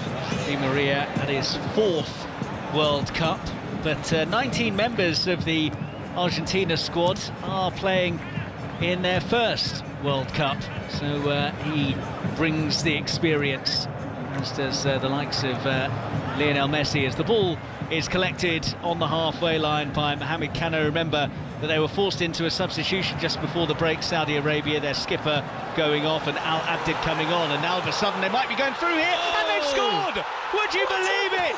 Saudi Arabia from out of nothing have a leveller.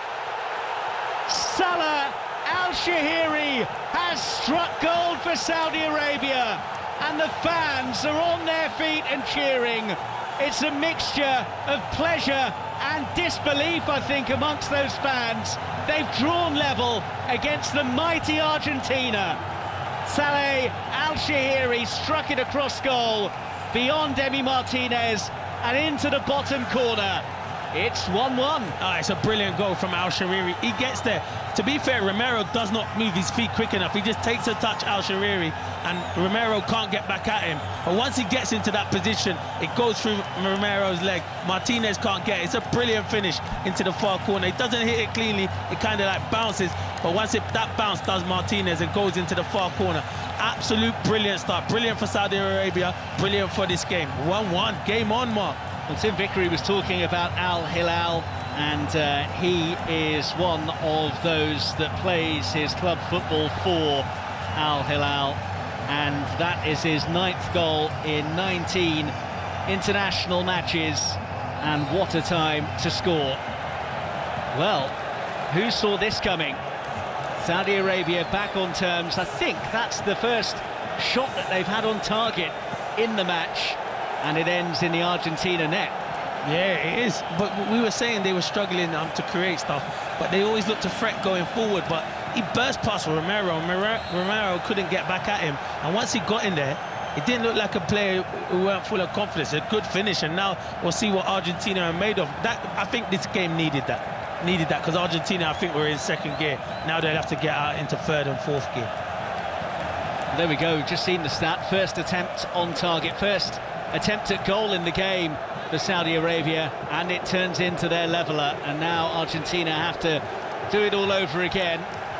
They stumbled to a 1-1 draw against Iceland in their opening game at the 2018 World Cup, and that sort of set the tone for the rest of the tournament. They eventually went out in the last 16 to France after squeezing through their group. Saudi Arabia haven't qualified from the opening stage since their debut in 1994, and have only got 3 wins to their name from 16 games played at the finals, but they are level at 1-1 and putting the pressure on Emi Martinez here after he received the ball. The goal scorer, Shehri, closing him down, and it's broken inside the area here, and just for a minute Albrakan was almost in. What's going on at the back for Argentina at the moment? Abdelhamid with a cross from the right side, and I think he's fouled his man, and that's a shame for Saudi Arabia because Argentina are wobbling. Yeah, Albrakan didn't know what he was doing. He got into that position, and instead of getting his shot away, he tries to take too many touches. Don't have that much time. He should just get his shot away, like they did when they scored that first goal. But it's disappointing from Argentina, though. I'm looking at it now and thinking we need to bring on some attacking options, because Di Maria's been a fantastic player, but he lacks that pace. Someone like an Alvarez or a Dybala, because it's been a struggle for Argentina in this second half. Well, just the start Saudi Arabia were looking for, and the atmosphere has just gone up a notch as well. Plenty of Saudi Arabia supporters inside the Lusail Stadium, and they were all bouncing around after that leveller, understandably so. I said that if you'd offered them a 1-0 deficit at the break, they would have probably been very happy with that. They will be elated to be all square with 7 minutes gone in the second half. Yeah, Shehri's down now because he's just had a collision with Messi. Messi just caught him on the top of his boot. But no, what a start it's been from the second half. You have to credit the manager at half-time. Whatever he said, he probably said, you know what, we can cause Argentina problems. There is some, problems at the back for Argentina, and they did. They capitalized on that, and it's been a brilliant start. But I think it's what the game needed. As I said earlier, I don't think Argentina have played to their potential at the moment, and now this will give them a lift in the second half. Well, Hervé Renard has certainly given them a lot more belief, and they look more defensively solid than previous Saudi Arabia sides. 6 clean sheets in their 10 qualifying games, as I mentioned. The issue has been trying to score goals. Just 4 scored in their 9 friendlies, but they suddenly look full of attacking intent now. And Abdelhamid gets to the byline and gets the ball in dangerously. It's not been fully cleared. Chance for another, and the effort comes in. Is cleared by Romero's head. Saudi Arabia all over Argentina at the moment, and they've got it back in the area. Oh, it's 2-1! Absolutely incredible! Dawsari has turned it around. He somersaults in the air in celebration. The Saudi substitutes are on the pitch. They can barely believe this. The mighty Argentina are behind. They've struck twice early in the second half. Salem Al-Dawsari with a stunner into the top corner. It's Argentina 1, incredibly, Saudi Arabia 2. Al-Dawsari, what a finish, by the way. It's good play down the right-hand side, and then they get a shot away, and Romero is brilliant defending. Once it came to Al-Dawsari on there, he cuts inside and whips a fantastic finish right into the far corner. Martinez couldn't get nowhere near it, and the celebrations are even better than the finish, Mark. Fantastic, they thoroughly deserve it in the second half, but what a magnificent finish. His touch is brilliant, no one wants to touch him. He shifts it. Once he shifts it, he bends it into that top corner. Fantastic goal.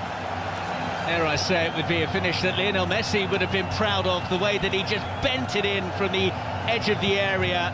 It's a wonderful strike. Martinez got his fingertips to it, but didn't get enough purchase on them, just pushed it into the side netting. I always say goalkeepers always go with their wrong hand, because usually that's a left-handed, but they're used to that. You see that, and he does. He gets fingertips to it, but he can't. The finish is fantastic, though.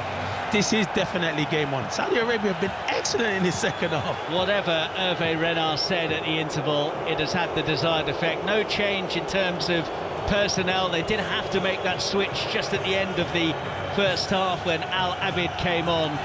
But Argentina have barely been able to get out of their own half, and they've lost possession again just inside their own half. This time they've got a free kick. Rodrigo de Paul on the deck. He is furious. He wants a yellow card. Argentina look a bit lost. We just saw Lionel Scaloni, the head coach. He looks completely perplexed, as if he doesn't know what to do or what is going on.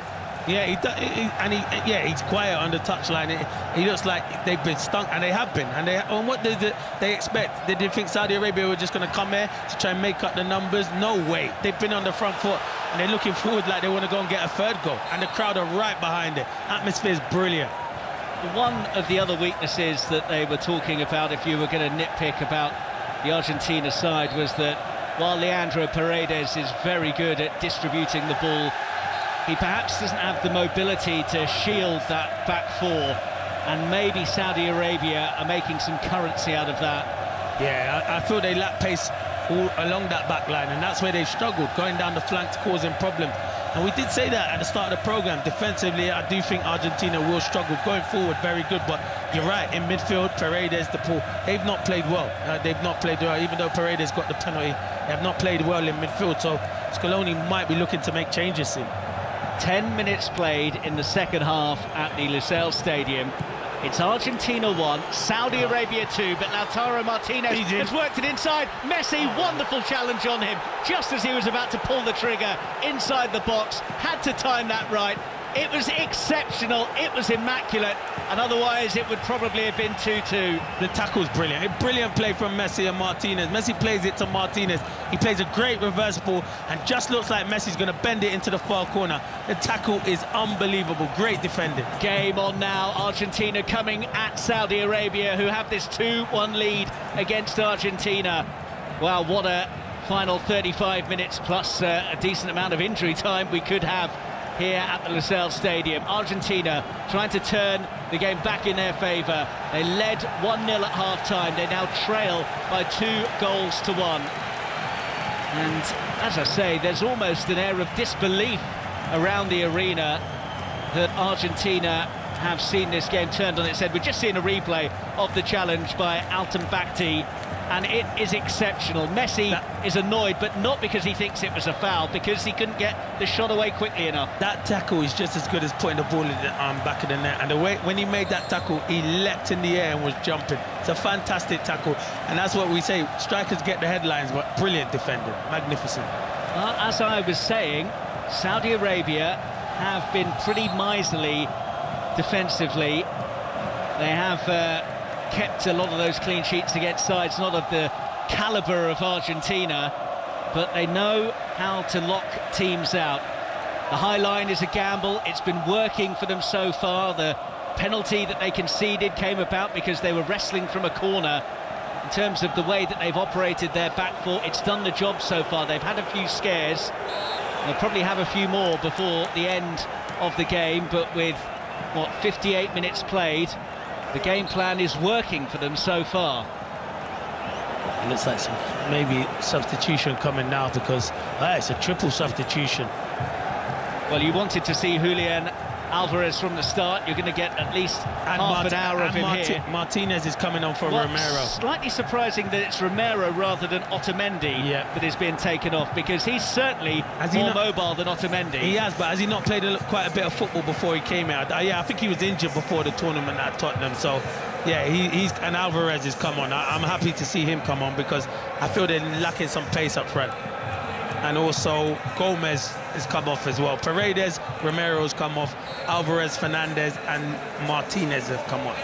Thanks for that, Clinton, doing my job for me. No, we're teamwork. That's what the team does. You play together, you work together. So Enzo Martinez coming on is a player that there's been a lot said about in the build-up. He plays in that number 8 role, the Benfica man, just his 4th cap for his country.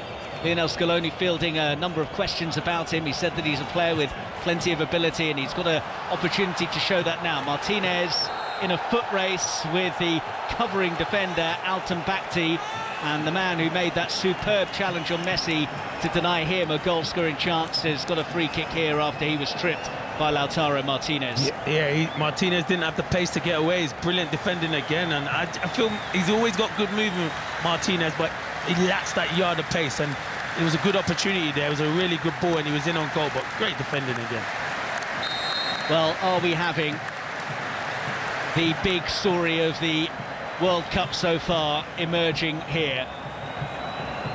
It is 2-1 to Saudi Arabia.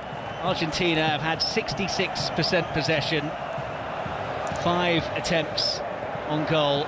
Saudi Arabia have only had 2 shots on target, and they've both ended up in the back of Emi Martinez's net. And there's just more aggression about the way they're playing. They're pushing higher up the pitch.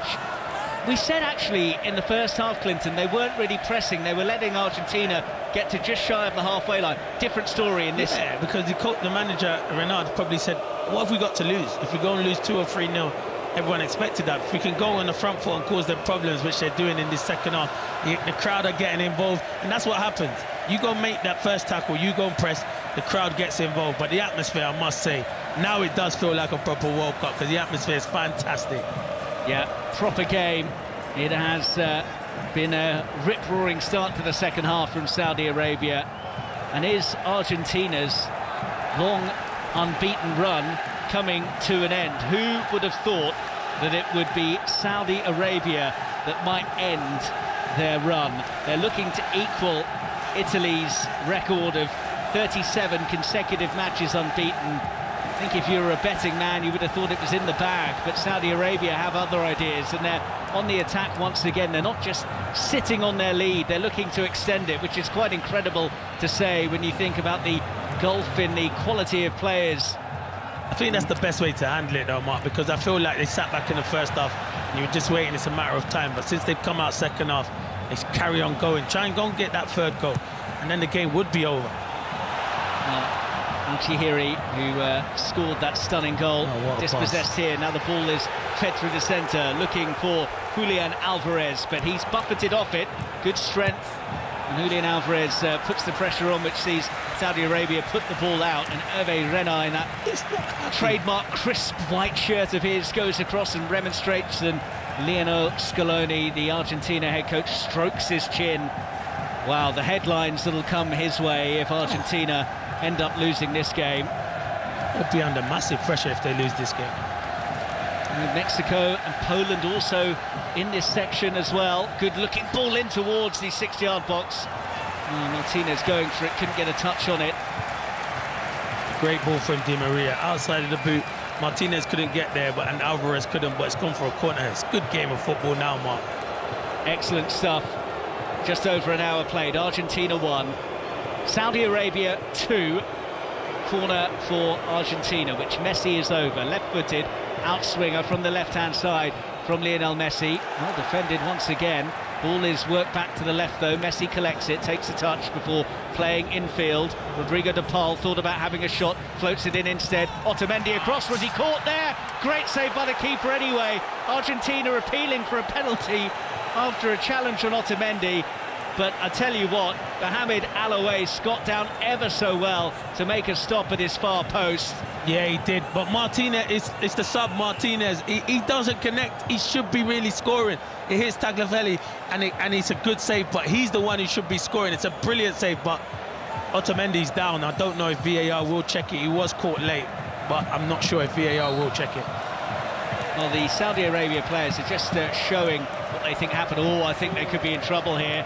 I think this could be a second Argentina penalty, although Messi's going across to he's not even having a look. Corner. He's not having a look. I feel he feels he's not having a look. After watching the replay, he does catch him late off the ball. Well, I cannot believe this. Okay. Well, the corner's taken, so they're not going to be checking it any further, but there was definite contact on the boot of Otamendi. And Argentina, who were given a penalty in the first half via VAR, I think should have had another there, Clinton. That's more of a penalty than the first one in my eyes. Good game, man. I'm glad to know that I'm not losing my marbles, because... Definitely not. He does catch him. Otamendi plays it through, and then the defender catches his boot after. Well, who knows what's going on these days. I know it's a good second half. Argentina 1, Saudi Arabia 2. We've got, what, 26 minutes of the 90 plus whatever they add on once again. And Argentina have the ball inside their own half. Lionel Scaloni was just trying to get a desperate message out to his players to try and speed up their play going forwards as the thunderclap goes around the Lusail Stadium at the moment. The atmosphere electric, the Saudi Arabia supporters on their feet. They are perhaps witnessing the most incredible result in the country's history. Oh, yeah, this will be one of the best results ever for them if they manage to beat Argentina, but there's still a long way to go. Argentina now starting to get into areas where they can cause Saudi Arabia a lot of problems. Long ball over the top, there's no flag for now. Messi's onto it, angle against him. Messi closed down by a couple of Saudi Arabia defenders, gets it back towards Lautaro Martinez, and the defending is exceptional once again, and it's Al-Tambakti who is in the right spot once more. He's had a stormer of a second half. No, he has. He's been brilliant, to be fair. You're right, the defending has been excellent. They're going to have to defend more if they want to hold on to this lead, because Argentina have took it up a few gears now. Are having more possession down towards the Saudi Arabia penalty area at the moment, are Argentina. But Saudi Arabia still leading by 2-1, 25 minutes left to play. Messi, 30 yards out from goal, works it to the left. It's Alvarez who gets the cross in, and the keeper should claim, and does, and collapses into his 6-yard box, and will take his time before getting back up. Yeah, it's not a good ball from Messi. I think Alvarez wanted it to go one-on-one, but he just pushes him too wide, and he struggles to dig out across, and it's really good goalkeeping. Launch along then by Alouaïs towards halfway. Header drops down towards the figure of Al-Brikhan for Saudi Arabia. Now here is Abdelhamid on the right wing, pokes it forwards to Al-Brikhan. Al-Brikhan into Abdelhamid once more. And now they've got an overload on the left-hand side if they could have just worked it out there. But it's a meaty challenge from Al-Maki. And it's going to be a free kick, and once again Argentina are lobbying the referee Slavko Vincic to get a yellow card out, and he has done. Yeah, because Argentina, that's their only way to get back in it now. It's like they want a Saudi Arabia player to get sent off. He has to go in for that tackle. He is late, and it is a foul. I think the referee makes the right decision. Otamendi does get there before, but I don't like the Paul going around there and saying he wants to get people sent off. Do your job, because you haven't had a good game this afternoon so far, sorry. Still can't believe that they didn't have a look at that challenge on Otamendi, and I'm sure Argentina will be speaking about that after the game. What a way to begin the first of the feast of football for you on 5 Live today. The first of 4 live games for you. Denmark against Tunisia is at 1 o'clock. Mexico, Poland follows at 4, and then the holders France are up against Australia at 7 o'clock this evening. But a big story brewing at the Lusail Stadium. Saudi Arabia leading Argentina 2-1. We're midway through the second half. Tagliafico collects on the left wing, and once again, as soon as he brings the ball down, there's a Saudi Arabia challenge on him, and it's the centre forward Fares Al-Brikan who's back there. They have been all over them defensively, not giving them any space whatsoever. Stark contrast to the first half. They look sharper than the Argentina players, Saudi Arabia. They look really sharp. They look lethargic, tired, some of the Argentina players, and he's made a triple substitution, and yeah, it has helped a little bit, but they defended brilliantly, Saudi Arabia. It's Di Maria, works it into the feet of De Paul. Now it's Lionel Messi, centre field. Lovely tickle pass looking for Tagliafico, but once again it's one of the forward players, Al-Brikan, who's back there to nick it off the toes of Tagliafico and prod it behind for a corner. Yeah, centre forwards don't like to defend, but he's defending for his team, and he's doing it brilliantly because they are getting ahead of steam now, Argentina. Oh, you used to like defending, Clinton? No chance. Again, nosebleeds crossing the halfway line. Messi's corner towards the near post. It's headed behind by Lautaro Martinez. And they need to keep their heads here, Argentina, because Saudi Arabia are going to do everything they can to run down the clock, leading 2-1. And when time starts to tick down, players get a bit frenzied, get a bit hurried, and lose their composure. Yeah, and when you work so hard, it's going to be hard for Saudi Arabia, and that's where they'll have to use their bench. You're going to get tired, mentally tired, physically tired, and it is hard, but they have put a shift in at the moment, but there's loads of time left for Argentina to get back into this game. Linton Morrison with us on 5 Live, and you can take the World Cup with you wherever you go on BBC Sounds, and got a stoppage here with the man who made that last challenge, Fares Al-Brikan, down, receiving some attention. As I say, 4 games today, 4 games tomorrow, including Germany, Spain and Belgium, all in action on 5 Live and BBC Sounds. And you can start your day off with Rick Edwards presenting 5 Live Breakfast from Qatar from 6 in the morning. Coverage of every single match at this World Cup available on 5 Live and BBC Sounds, and you can get your daily dose of all the reaction, debate and analysis from the World Cup on the World Cup Daily Podcast, which is on BBC Sounds as well. We're going to have a 4th change for Argentina here, and it's the left-back Marcos Acuna of Sevilla who is coming on, and it's like for like with Tagliafico going off. So perhaps just a bit of energy introduced here, Clinton, because as you say, they look a bit out of puff at the moment. Yeah, and the fullbacks are getting forward a lot, so that's what he's going to want Acuna to do, is get forward, because at the moment they're struggling, and that's where you need your fullback areas, because Saudi Arabia have a really good shape. Saudi Arabia leading Argentina 2-1, 20 minutes left to play at the Lusail Stadium. I don't think many would have predicted this outcome. I think I saw the betting odds were something like 25 to 1 against Saudi Arabia winning this game. In a 2-horse race is quite something. Even if they get a draw, it's a fantastic result, but they'll want to hold on to this because, as you said, everyone thought Argentina would beat Saudi Arabia convincingly.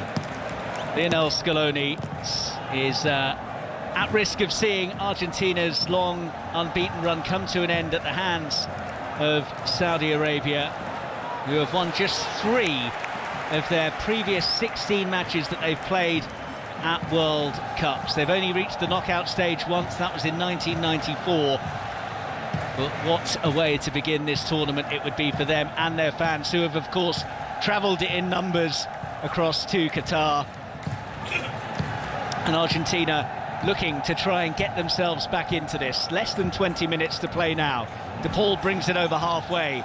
Julian Alvarez made a run through the centre, it's gone wide instead, and now it's down the line. The cross comes in, keeper flaps at it, couldn't get a hand on it. He will be kept alive on the left flank by the newly arrived Acuna. Acuna's drilled ball in towards the edge of the area. It's Messi in the D of the box, lovely pass out wide. Can they get the ball in?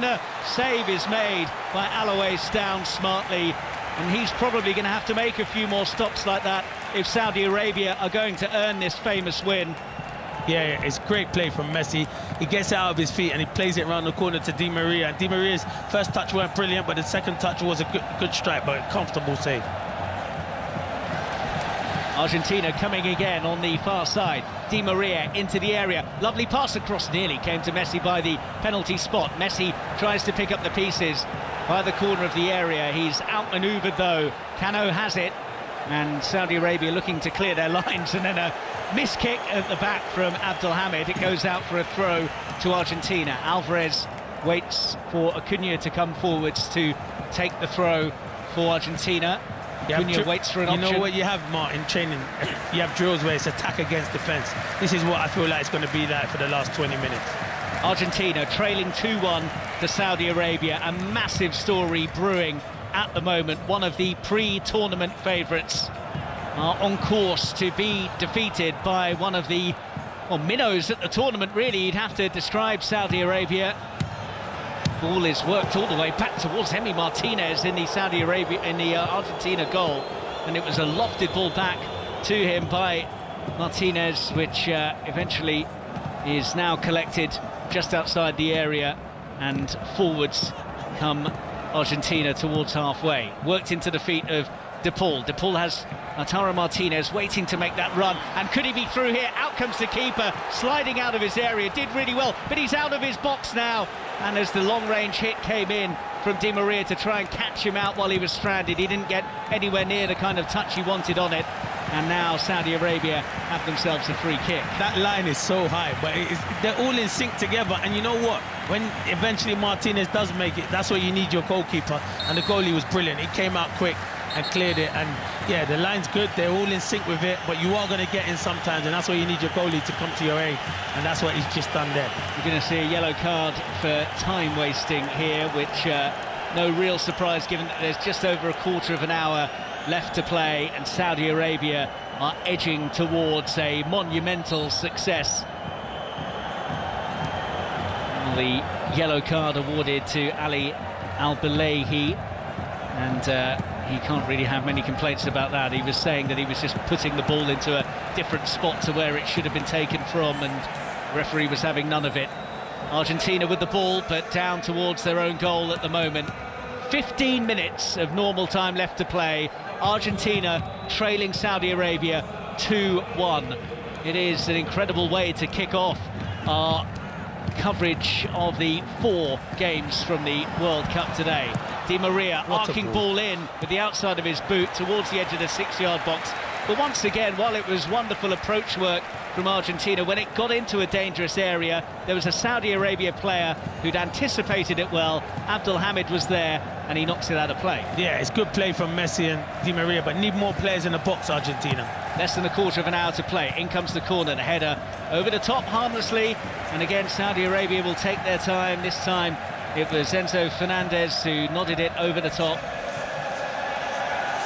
He's not really been able to make much of an impact so far, the Benfica man. And the whistles from the crowd as the goalkeeper this time is delaying the restart for as long as possible, just stretches his hamstrings out, puts his hands on his hips, motions with his fingers to some of his players, and almost 30 seconds has been eaten up while he does that. I don't blame him. They know they're going to be under pressure, and they are under pressure at the moment. You take as much time as you want. This was going to be one of the greatest stories of the World Cup, or ever, if they can go on and beat Argentina. If it was deal or no deal and Saudi Arabia were offered a draw now, would you take it? Yeah, I think they'll take it, because before the game they would have definitely have took a draw. So even now they'll take the draw. They'll bite your hand off for a draw.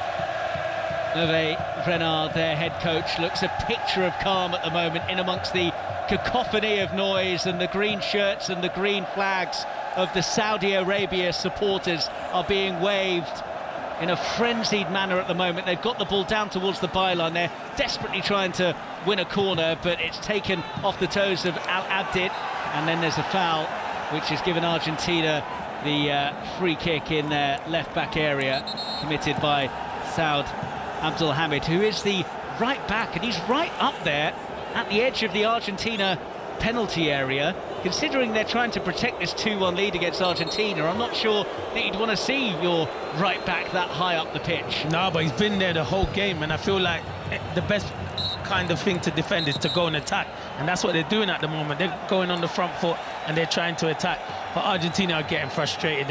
They're not ready to make their change yet, and then obviously the Argentina players are getting frustrated, and at the moment Saudi Arabia have got them rattled. Sultan Al Ghanam, the right back who plays for Al Nassr, is coming on, and Salah Al-Shehri, the man who scored the stunning goal that gives us the stunning scoreline of 2-1, is going off. He'll remember this day forever, regardless of the scoreline, Clinton. Oh, of course he will. Scoring against Argentina, and it was a really good goal. Outpaces Romero, and the finish is fantastic into the bottom corner.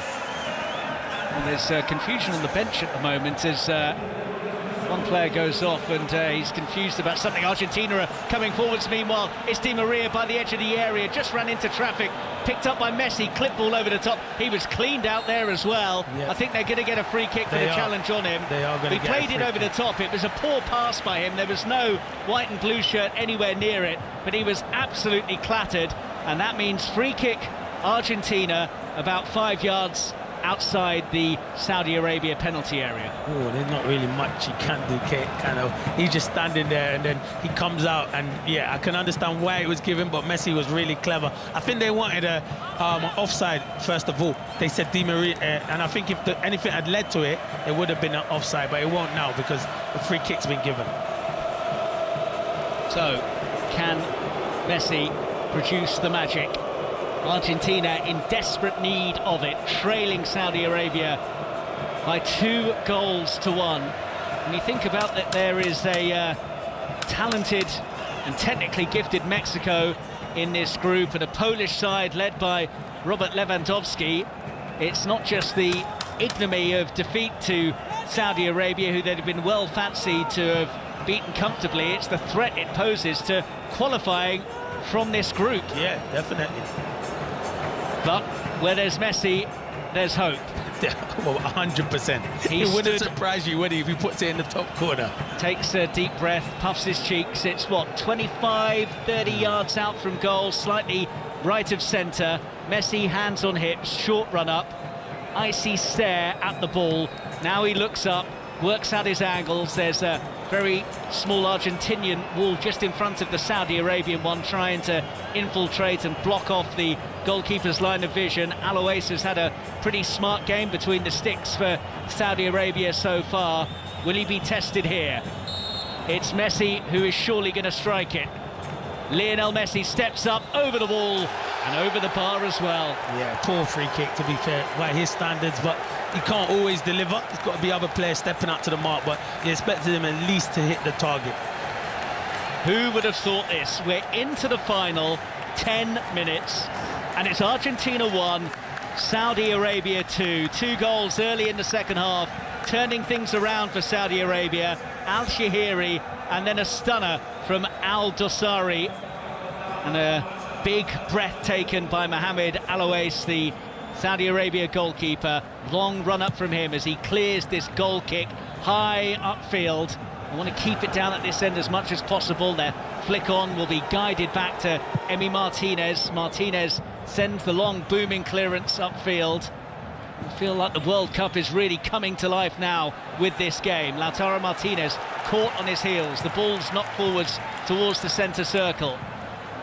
And collected now on halfway by Enzo Fernandez. The substitutes haven't really made their presence felt, but that will be felt. The challenge there by Saud Abdulhamid, the right back, who's been right in the thick of it and has had a very good game. He's made some vital interceptions, some really good tackles, but that challenge was poor on Enzo Fernandez, and it's going to be a free kick for Argentina and a yellow card for him. Yeah, he's been excellent. Everything he does, he looks like he does it at 100 miles an hour, but he defends like that. He's aggressive in the tackle, he gets forward. He's been outstanding. Lionel Scaloni, hands on hips, the Argentina head coach, strutting around the edge of his area, still looking pretty bewildered at what has panned out.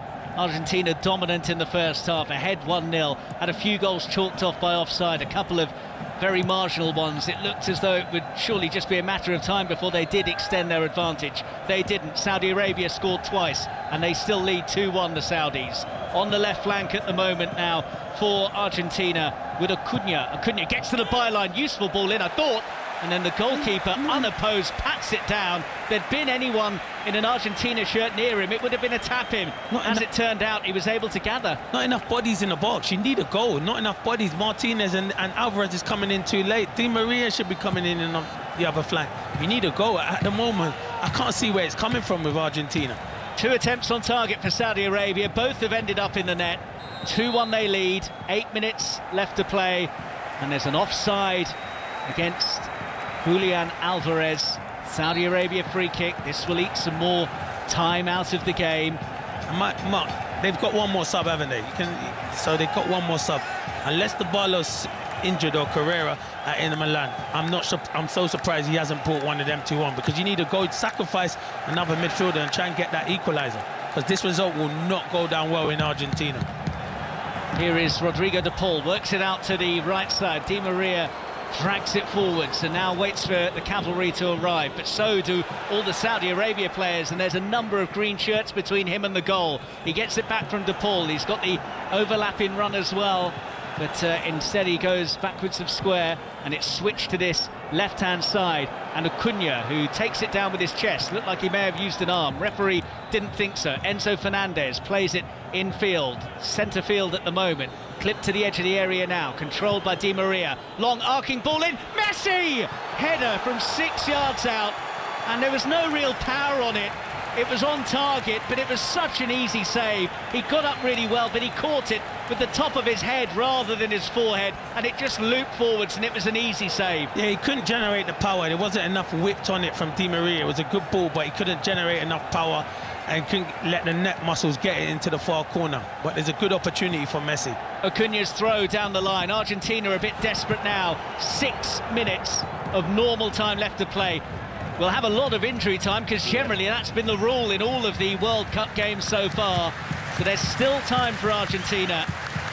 In the centre circle with Otamendi now into the feet of Molina. Molina's ball up the line is overhit and will go behind, and Saudi Arabia will have a goal kick, and Di Maria will go across to put it at the edge of the 6-yard box to try and speed things up. The goalkeeper says that he wants to take it from the other corner of the 6-yard box, as you will do, which you knew was going to happen. You got to realise they will add time at the end. They'll probably be at 7 or 8 minutes if the amount of time they're wasting at the moment. But Argentina have been poor in the second half. I had them down as one of the favourites to win it, but on this evidence, no chance. They're too reliant on Lionel Messi. Other players have to step up to the mark, and if he's not on it, you're looking at the players like Martinez.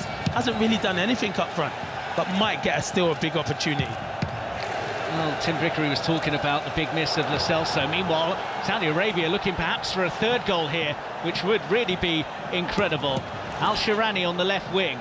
Plays it down the line, poor pass. Otamendi waits for Martinez to come, and he comes sliding out, the goalkeeper, and gathers. 5 minutes of normal time remaining, and Saudi Arabia have got a player down here. Argentina are continuing. He's back up now, Albrican, and is limping. See, I'm not stopping the ball for cramp, no chance in the game for cramp, and that's what he's done. He's just got back up and gone back down. That is what frustrates people. I understand the head injury, and the referee's pointing to his watch to say, I'm going to add it on at the end. But it's frustrating, it's cramp. You just got back up 20 seconds ago, and then the Paul said he's not giving the ball back, because I think Saudi Arabia have kicked the ball out. He has to give it back. That's not sportsmanship behaviour, because it's not good though. I don't like all this time wasted. I've seen it a lot over the first few games. Just for cramp, I'm not kicking the ball out.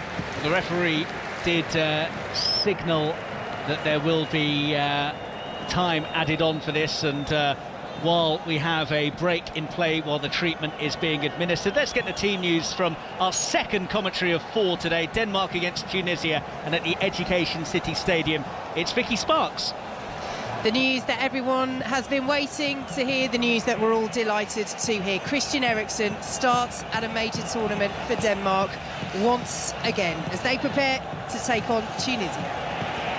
Thank you very much, Vicky. So Denmark against Tunisia with Vicky and Pat Nevin coming up for you at 1 o'clock. Mexico, Poland at 4, and then it's France, Australia at 7 o'clock. But here at the Lusail Stadium, it is Argentina trailing Saudi Arabia 2-1, and Argentina did not give the ball back from that throw-in. They felt that was play acting. They didn't want to be involved in it. They kept the ball. That's why you can hear the boos and whistles from those of a Saudi Arabia persuasion, and Argentina have still maintained possession. If they score from this, there'll be real controversy, and they might do as well. The ball in towards the edge of the 6-yard box, eventually cleared up towards halfway. Really good header won by Albrican for Saudi Arabia, and he's still got the ball on the left wing. He's got Otamendi for company. He's done so well to maintain possession. Now he's waiting, and he's swiveled away from a couple of them. He's still going. He's trying to get to the byline. He's challenged and Lisandro Martinez wins the ball. It comes off him, it's out for a throw, but that was excellent play, and there's going to be a double change now for Saudi Arabia. Brilliant centre forward. That is how you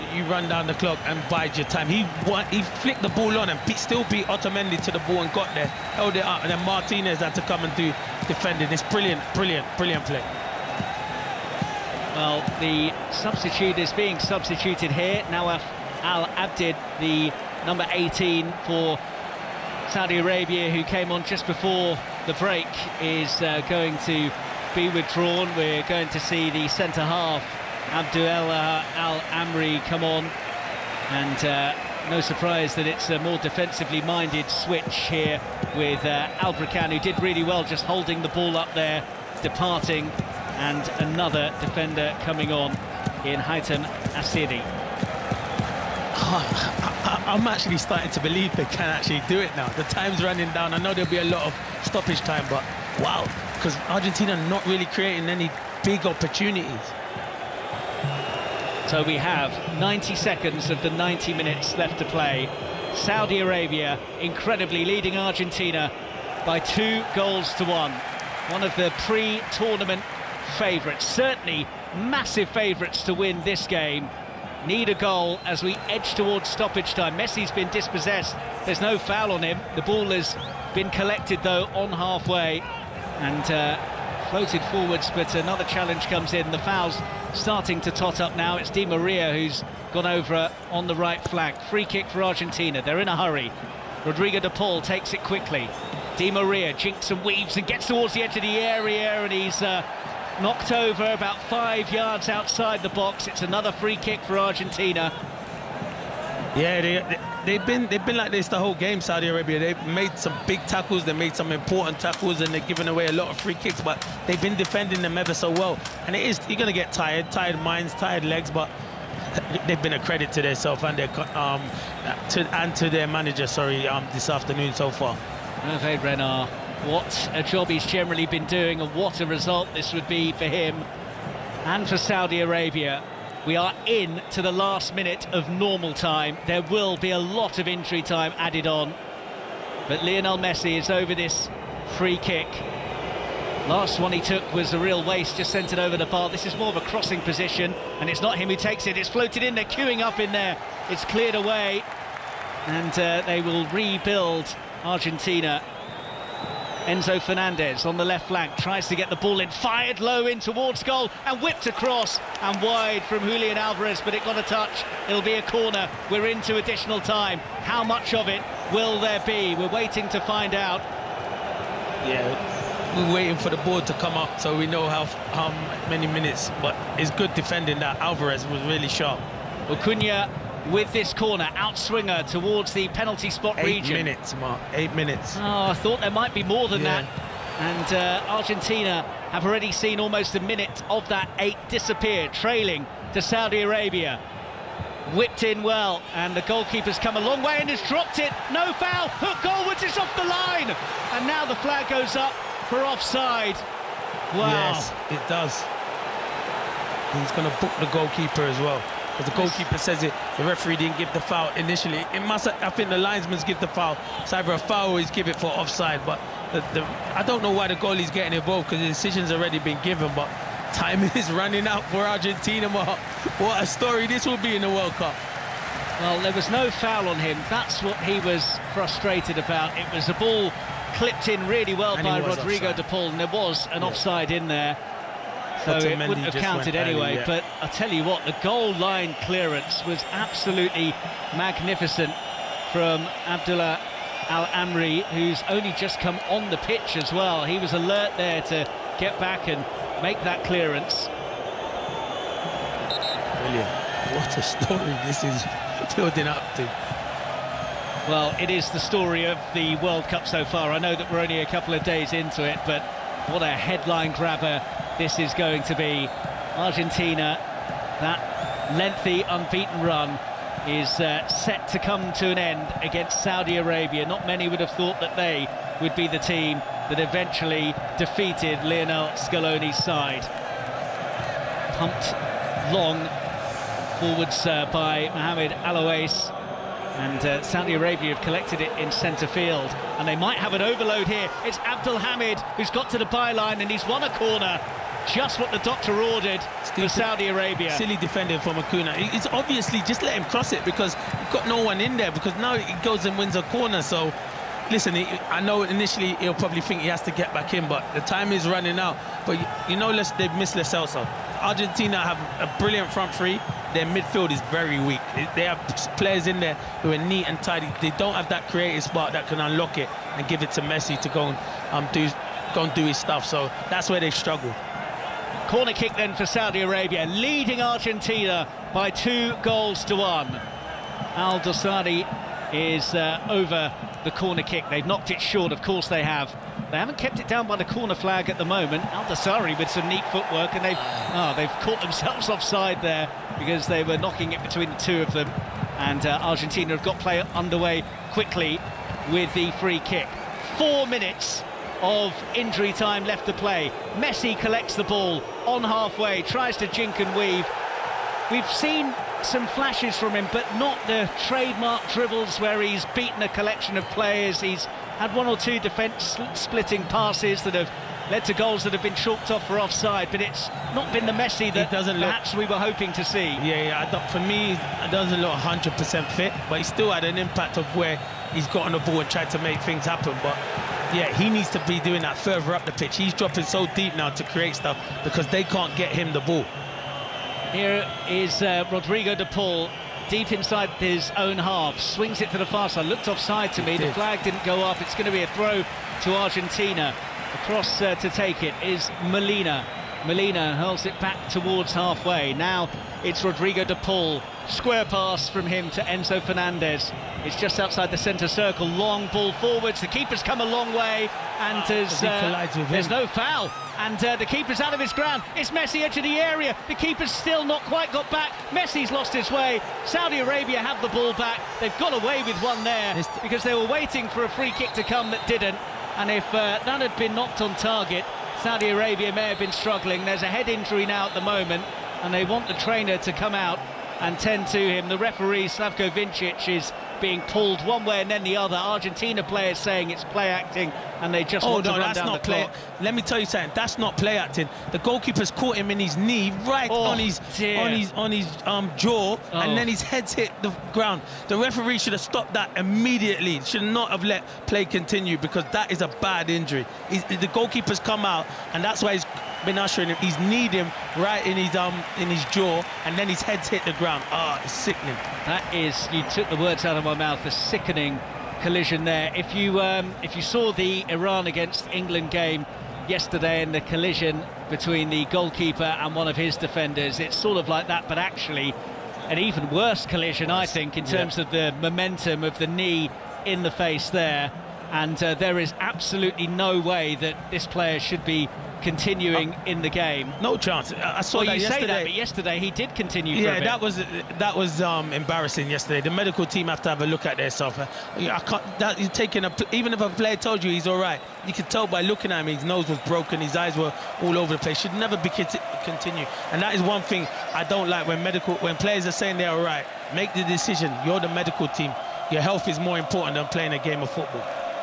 Hervé Renard looks remarkably calm for a man who is on the cusp of masterminding what would be a global sensation of a story. Saudi Arabia 2-1 up against Argentina. We've got 2 minutes of injury time left to play, but there's going to be longer than that because of the injury at the moment, and we're just waiting to see who the replacement is going to be that comes on. At the moment, the Saudi Arabia supporters are singing, they're waving their caps and scarves. I did actually see one supporter come into the ground earlier who I believe is a Saudi Arabia fan. He had a Saudi Arabia shirt on, but he had Messi on the back of it, which I guess is perhaps a modern equivalent of the half and half scarves. Yeah, and having the best player in the world, in my eyes, in my opinion, he's the best in the world. So yeah, having him on your shirt, everyone wants to have Messi. I should have came in here today with my Messi shirt on. I'm sure Messi walks around with Clinton Morrison on the back of his shirt. I wish. At the moment, it's some glum-looking Argentina supporters who would surely have come here in expectation rather than hope. but concern looks on their faces at the moment. There was concern as well, given the nature of that injury, and it's Mohamed Al-Burak who is the replacement, the right back, who is another of the Al Hilal players, but the stretcher still out at the moment, and we just hope that everything is okay here, because it was a really bad collision, and the stretcher is now taking him off the pitch. The Saudi Arabia supporters still chanting and jumping, and well, they can barely believe what they are perhaps about to see unfold here. We have had the 8 additional minutes that were signalled, but it's anyone's guess how much more we're going to have because of that stoppage, Clinton. Yeah, there could be, I think, another 4 still probably on top of that, so there's still enough time for Argentina to score an equaliser. Al-Burak is ready to come on. Al-Burak is waiting for the referee to allow him to come onto the pitch. The substitution still impending rather than having been actioned, which is a surprise, given that the substitution's been made and Al-Shahrani has gone off. Well, he put his thumbs up to the physio, which is great to see. Yeah. He's bandaged up, but he is awake and communicating, so that is great news. Brilliant news. You love to see that. He's got a lot of band tissue in his nose and his mouth because it was a heavy collision. And he's had an exception. Both the fullbacks, Yasser Al-Shahrani, who's just gone off, and Abdul Hamid have been exceptional for Saudi Arabia. So we're back underway. We've had stoppage time. We're into the 9th minute, but we don't know how much more we're going to have. Argentina into the unknown. They poked it forward here. It's collected by Alvarez, who turns and hits. And the celebration from Saad Abdul Hamid as he makes the block to send it away from a corner is like he's scored a goal. It will be a corner that they have to defend, though. Argentina almost out of time. In it comes from Acuna. They're queuing up in there. It's nowhere near a blue and white shirt in the end, though. It's recycled and knocked to Acuna. Left wing. Clever pass from him. Alvarez's ball in doesn't have enough elevation on it, but it's behind for another Argentina corner. When does Emi Martinez come up? Yeah, I thought it would have been up by now, to be fair, but no, they defended brilliantly, Saudi Arabia. Every ball they've won, the first ball all the time. In it comes from Acuna again. But it's not worked out for Argentina. It's knocked square by Martinez, and now it's floated into the area. The keeper stayed. Is that risky? He makes the save. It's another looping header from Julian Alvarez. He got himself into a good area, but there was no power on it. It just went up and across, and the only worry for him was that he might be lobbed by it, but he did one of those saves for the cameras, plucked it in. We've played 100 minutes now at the Lusail Stadium. The venue for the final is seeing some drama early on in the World Cup. Argentina trailing by 2-1 to Saudi Arabia, and Saudi Arabia have it in centre field. Al-Malki spins it wide to Abdul Hamid. They just need to try and keep possession for as long as they possibly can now. They've got it down by the corner flag with Al-Ghanam. Al-Ghanam goes to ground. He's not going to get a free kick. Argentina have possession, but it's inside their own penalty area. How much longer will they have to try and get a goal? Messi has the ball at his feet, dribbling forwards over halfway, knocks it to Di Maria, right wing. Di Maria cuts in field, looking for the out ball, but it's a poor pass, and it's all the way behind for a goal kick. It's behind, and how much longer is there left? I think when the goalie takes the kick, that might be it. Di Maria Martinez has been poor today. Poor. Slavko Vincic has looked at his watch, which is perhaps an indication that the end is nigh for Argentina in this game. Hervé Renard, in that crisp white shirt of his, just drinks it all in, takes a look around the stadium. This is a moment for the ages for Saudi Arabia, if they can see it out. The goalkeeper, Mohamed Alouais, gets ready to take the goal kick. He sends it long. Still no sign from the referee that he's about to blow. It's come off an Argentina head from the goal kick and out for a throw to Saudi Arabia. 102 minutes have been played now, and the throw-in is about to be taken by Saudi Arabia down in the right wing area. He's pointing to his watch now, the coach, but he's doing it with a smile. And when he should smile as well. His team have been outstanding. Hervé Renard almost there. The throw is taken. It's down in that right wing area, and they've lost possession, but they've got the ball back on halfway. Great Absolutely decision. walloped straight out of play and behind for a goal kick to And the Argentina. ball ain't coming back anytime soon quickly. That's a great decision, to be fair. Emi Martinez takes the goal kick short. We've had 103 minutes now played in the game. Will there be one last chance for Argentina? No idea how much longer is left to play, but they're on borrowed time now. It's Messi, square pass, Lisandro Martinez, low flat ball in, could have worked out, doesn't. Messi tries to charge it down on the edge of the area, hammered clear. Got to be it, referee. Slavkovic looks at his watch once again, but on we go. I don't understand. We go. Do you know where he's got this Saudi time from, Arabia Mark? players have all got their arms in the air. They're asking, why are we still playing? The answer is that there was that lengthy stoppage. We don't know how long that is going to add on to the additional time we've already had. It's Acuna for Argentina, trailing Saudi Arabia by 2-1. Another headed clearance from Acuna's ball in. Argentina on halfway. Enzo Fernandez needs to get it forwards. Long raking crossfield pass towards Di Maria. The headed clearance drops to Messi outside the area. Messi tries to feed it through. It's a cluster of players there. They clear it up to halfway once again. Still on we go. I think he don't want to. He wants to stay here, Mark. He wants to stay here all night, all day, because the whistle I don't understand is in where his lips. The Is it? whistle's in his lips. Yep. That is it. Saudi Arabia. It's sensational. Argentina have been beaten. What a result at this World Cup. Argentina cannot believe it. Leading by 1-0. Undone by 2 Saudi goals early in the second half. And then Hervé Renard's side hung on. They did the job. A monumental result. It's superb for the Saudis. Argentina beaten. What an outcome. It's the venue for the final. Will we see any more drama than this, though, in the competition? Clinton Morrison. What a game. What a best game of the tournament I'm going for. I know England were very good yesterday, but for a result, this was fantastic. The underdogs, and they were first half nowhere near it, Saudi Arabia. Second half, by far the better team. Argentina could have been there all night. I don't think they would have scored. They defended brilliant and put their bodies on the line. Thoroughly deserve it. Biggest shock of the World Cup, but they deserve it. I had Argentina as one of the favourites, and they still can progress, because I still think they're good enough to win their next 2 games. But this is all about Saudi Arabia. Credit to them, credit to their manager.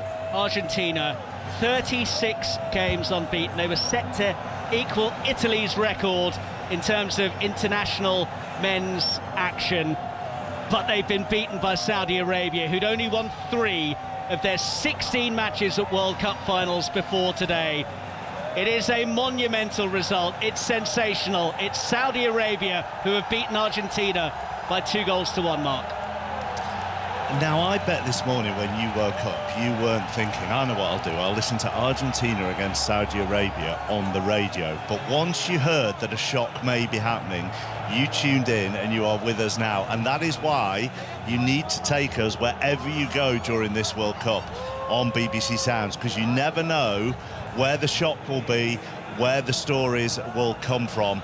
And that is seismic. On day 3 at the World Cup, Argentina have been beaten by Saudi Arabia. You don't get this drama on Ken Bruce's Popmaster, let me tell you. So be with us mid-mornings. Let's talk to Clinton. Tim Vickery is with us. Nader Manu has been watching the second half in the studio with me here in Doha. And you touched on it at the end there, Clinton. They deserved that, did Saudi Arabia. Look, they were not the best side in the first half, and they could have been 3 or 4 down.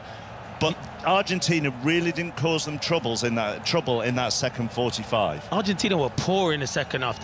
Saudi Arabia were poor in the first half, but you still thought, come second half, Argentina still had another few gears to go up to. But Saudi Arabia, the way they defended, they put their bodies on the line. They were brilliant. They got a threat. They got threats up front who could score goals. Argentina's defending, they lack a lot of pace. That is a big struggle, but I think Tim alluded to it at the start.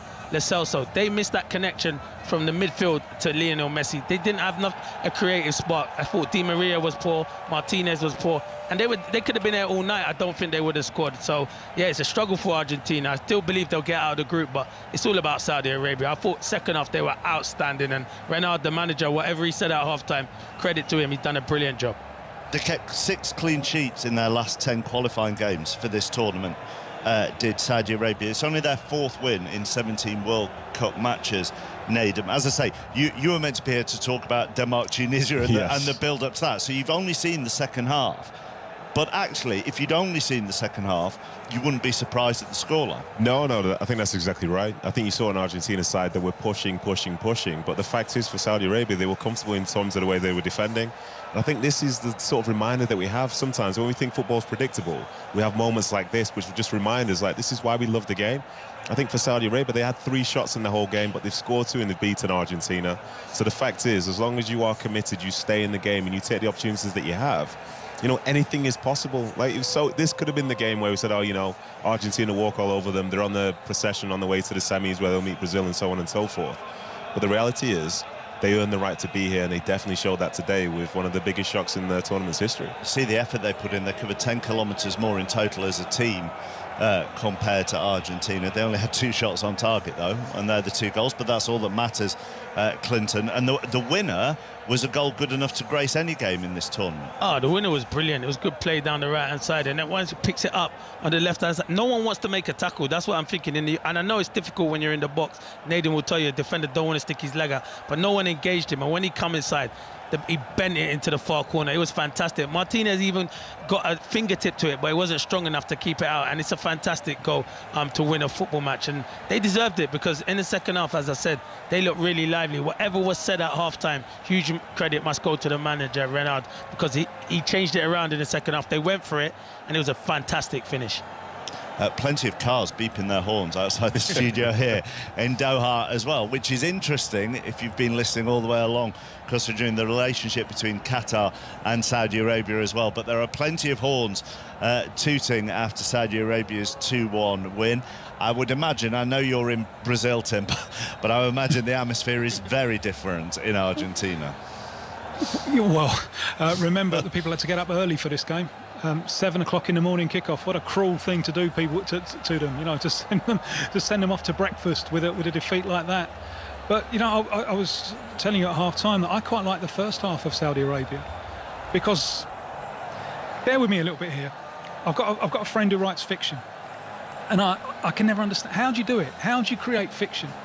And he says, I invent a character, and then I make my character confront his biggest fears. And Argentina's biggest fear is not being able to dominate the ball in midfield, not being able to have their circuit of passing in midfield. And Saudi, that high line that they played, it was risky. It could have sunk them in the first half, but it gave them the platform to be higher up the field and causing problems to the Argentina defence. And we mentioned before the start, the pressure of the long unbeaten run and the fear that it was going to go wrong when it was most important, but also the defensive unit, which the stats have been great. But there were times, even in the first half, there were times when they were defending at full stretch. And it only took those 2 shots. We had a moan about, all of us, I think, had a moan about Otamendi before. But in the end, I think it was Romero who was the weaker link. And that they hauled him straight off after the 2 goals. And the test of a side is always when you go behind. And they lost their structure when they went behind, didn't they? They looked more like some of the shambolic Argentina sides of old, where Messi is dropping very, very deep to pick up the ball. So I think this has been one of the all-time great World Cup results, based on the courage of Saudi Arabia to defend high and stop Argentina doing what they want to do, which is play the ball through the midfield. And actually, Nadem, you mentioned in that second half, for all the talent you may have within a squad, it can still come down to the desperation and chaos of just trying to lump it forward in some way, shape or form to grab an equaliser. Yeah. They did look chaotic. It certainly did, yeah, and that's the sort of desperation you get when you're running out of time. And I think for Saudi Arabia, at that point, you make sure that your body's in and around the key areas. You're throwing your body at everything. Like, the goal is still in the same place. It doesn't get bigger when you're defending a lead. And they were great with that. And football is not the easiest game in the world, especially when they have an opposition that are very highly motivated and are good enough to be there. Like, they qualified to be here. So don't think that they're going to be any mugs as such. But yeah, as I say, you're trying to create things nicely, it's not working. You try and go long, they're throwing themselves at it. And every time the ball was coming into that box, it was heavily contested, not just by one, but by two, by three players. And that's what you need to get these sorts of results. And it was a great showing. And I think a lot of people would have felt that, because if you've played in one of the games like that when you are penned back, it always feels great to come out with a win. Spoke to Tariq Pandya from the New York Times, who's in the stadium pre-match. We can talk to him now as well. I mean, the Saudi Arabia fans, by the looks of it, Tariq, are going nowhere at the moment. Yeah, they are going mental is what they're going. This result will go down in the history of that country and then some. I just spoke to one of their supporters who is standing here, and I said, well, what does this mean? What happens to these people who were on the field just now? And he said, they will get everything. And when you're talking about Saudi Arabia, that means quite a lot, I guess. Yes, I would guess it does. I mean, it is a country that has been to the knockout stages once before, but that was way back in 1994. I have to say, obviously, I'm in the studio in Doha. I'm not in the stadium, Tariq, but it felt like the best atmosphere at a World Cup game so far, probably because of the number of fans of both teams that were in the stadium. Yeah, absolutely. The Saudis are the nearest country to this World Cup, and a lot of them could just drive over. Spoke to a guy who had a 3-hour drive, another guy who had a 90-minute drive. So it's like going to a league game, if you like. And they've come in their thousands, and they've got a really big football culture. I don't think we recognise or appreciate that much in Europe, but their leagues are quite a high level, and certainly the fandom is there, and it was on full effect here. And you know, for me, I've watched Argentina both in South America and various World Cups. They've got some of the best travelling fans in the world, and several thousand here in Lusail. They were completely drowned out here by the Saudi Arabian supporters. Tariq, thank you very much for coming on. Tariq Pandya from the New York Times. Tim Vickery still with us as well. And I may have gone very early with this, or be going very early with this, Tim.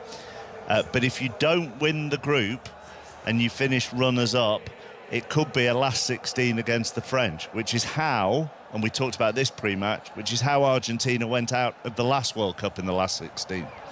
Yeah, I'm going to fire back with 1990, the last time Argentina lost an opening game against Cameroon. Remember what happened to them that year? Difficult route. They had to overcome Brazil all the way to the final. So I wouldn't count them out yet, but they've got some regrouping to do, and they've got some thoughts on the structure of the side.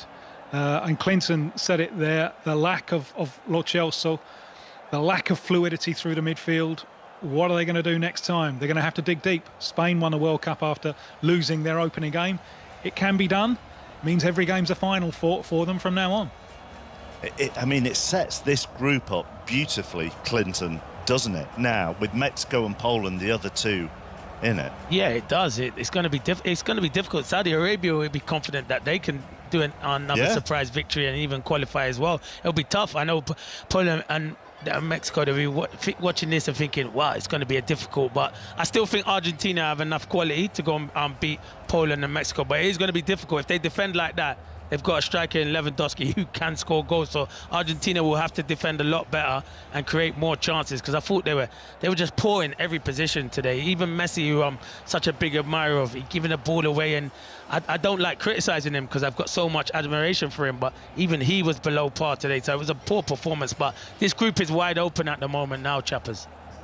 I know the football is the story here, but the World Cup has got to get a grip on concussion, hasn't it? I mean, I cannot for the life of me work out why that game wasn't stopped immediately there was the collision, because also the assistant referee was on that side as well. Yeah, you're right. I totally agree with you. I think just because Argentina were in the momentum and stuff like that, but you could see, and even the goalkeeper was saying he's caught him there. That is unbelievable. I'm so glad he put his thumbs up and showed that he was going to be all right, to be fair, when the physios were speaking to him. But it was a horrible collision. The worst. The one yesterday was horrible. I couldn't believe the medical staff let him continue playing. But yeah, the right decision. He was gone off on a stretcher. But you're right, chappers. The game has to be stopped. And that's because you watch the game and a lot of players are going down with... But the cramp thing, I get it. But you can see that was a head injury. No, the game has to be stopped. Chappers, there are so many officials looking for toenails offside. Surely there has to be an official looking for this. 100%. Yeah. I mean, that would have taken... That's exactly it, Tim. A buzz in the ear there, and that would have been stopped within 2 seconds, surely. Exactly. The referee, obviously, he's looking at the ball. He's looking at the situation. But the referee is part of a refereeing team. Yeah. And surely this is more important than than having an entire VAR team looking for surreptitious little pushes and toenails offside. Thank you very much, Tim and Clinton and Mark. Thank you, very much as well. Ahead of the tournament, by the way, Naden, Opta had given Saudi Arabia a 23% chance of making the knockout stage. That was the third worst team, only ahead of Ghana and Cameroon.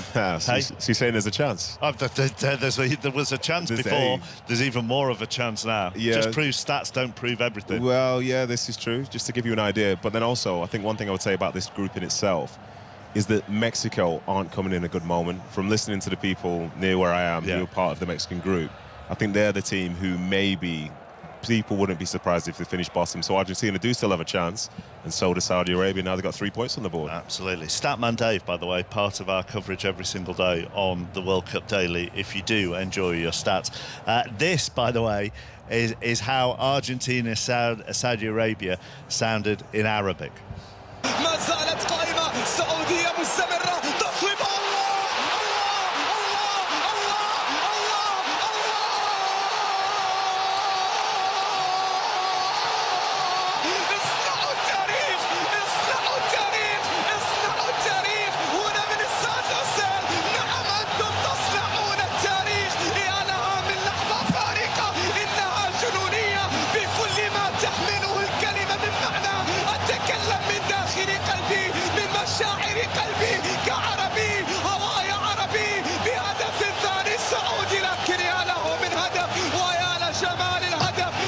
I'm waiting for a pause. I'm waiting for a pause. To be respectful too. I know. Okay. There's no pause. Okay. There's no pause. All right then, chappers. Better or worse than, say, a Latin American Well, I would say I should stop now, shouldn't I? I would say better, because there was more variety there, rather than just holding one syllable. We need to hold our announcers accountable back in England, because they don't make it seem exciting enough. Well, there you go. You've laid down the challenge for Vicky and Pat, who are next up. Denmark against Tunisia, the first game in the France-Australia group to come. It kicks off in just over half an hour's time.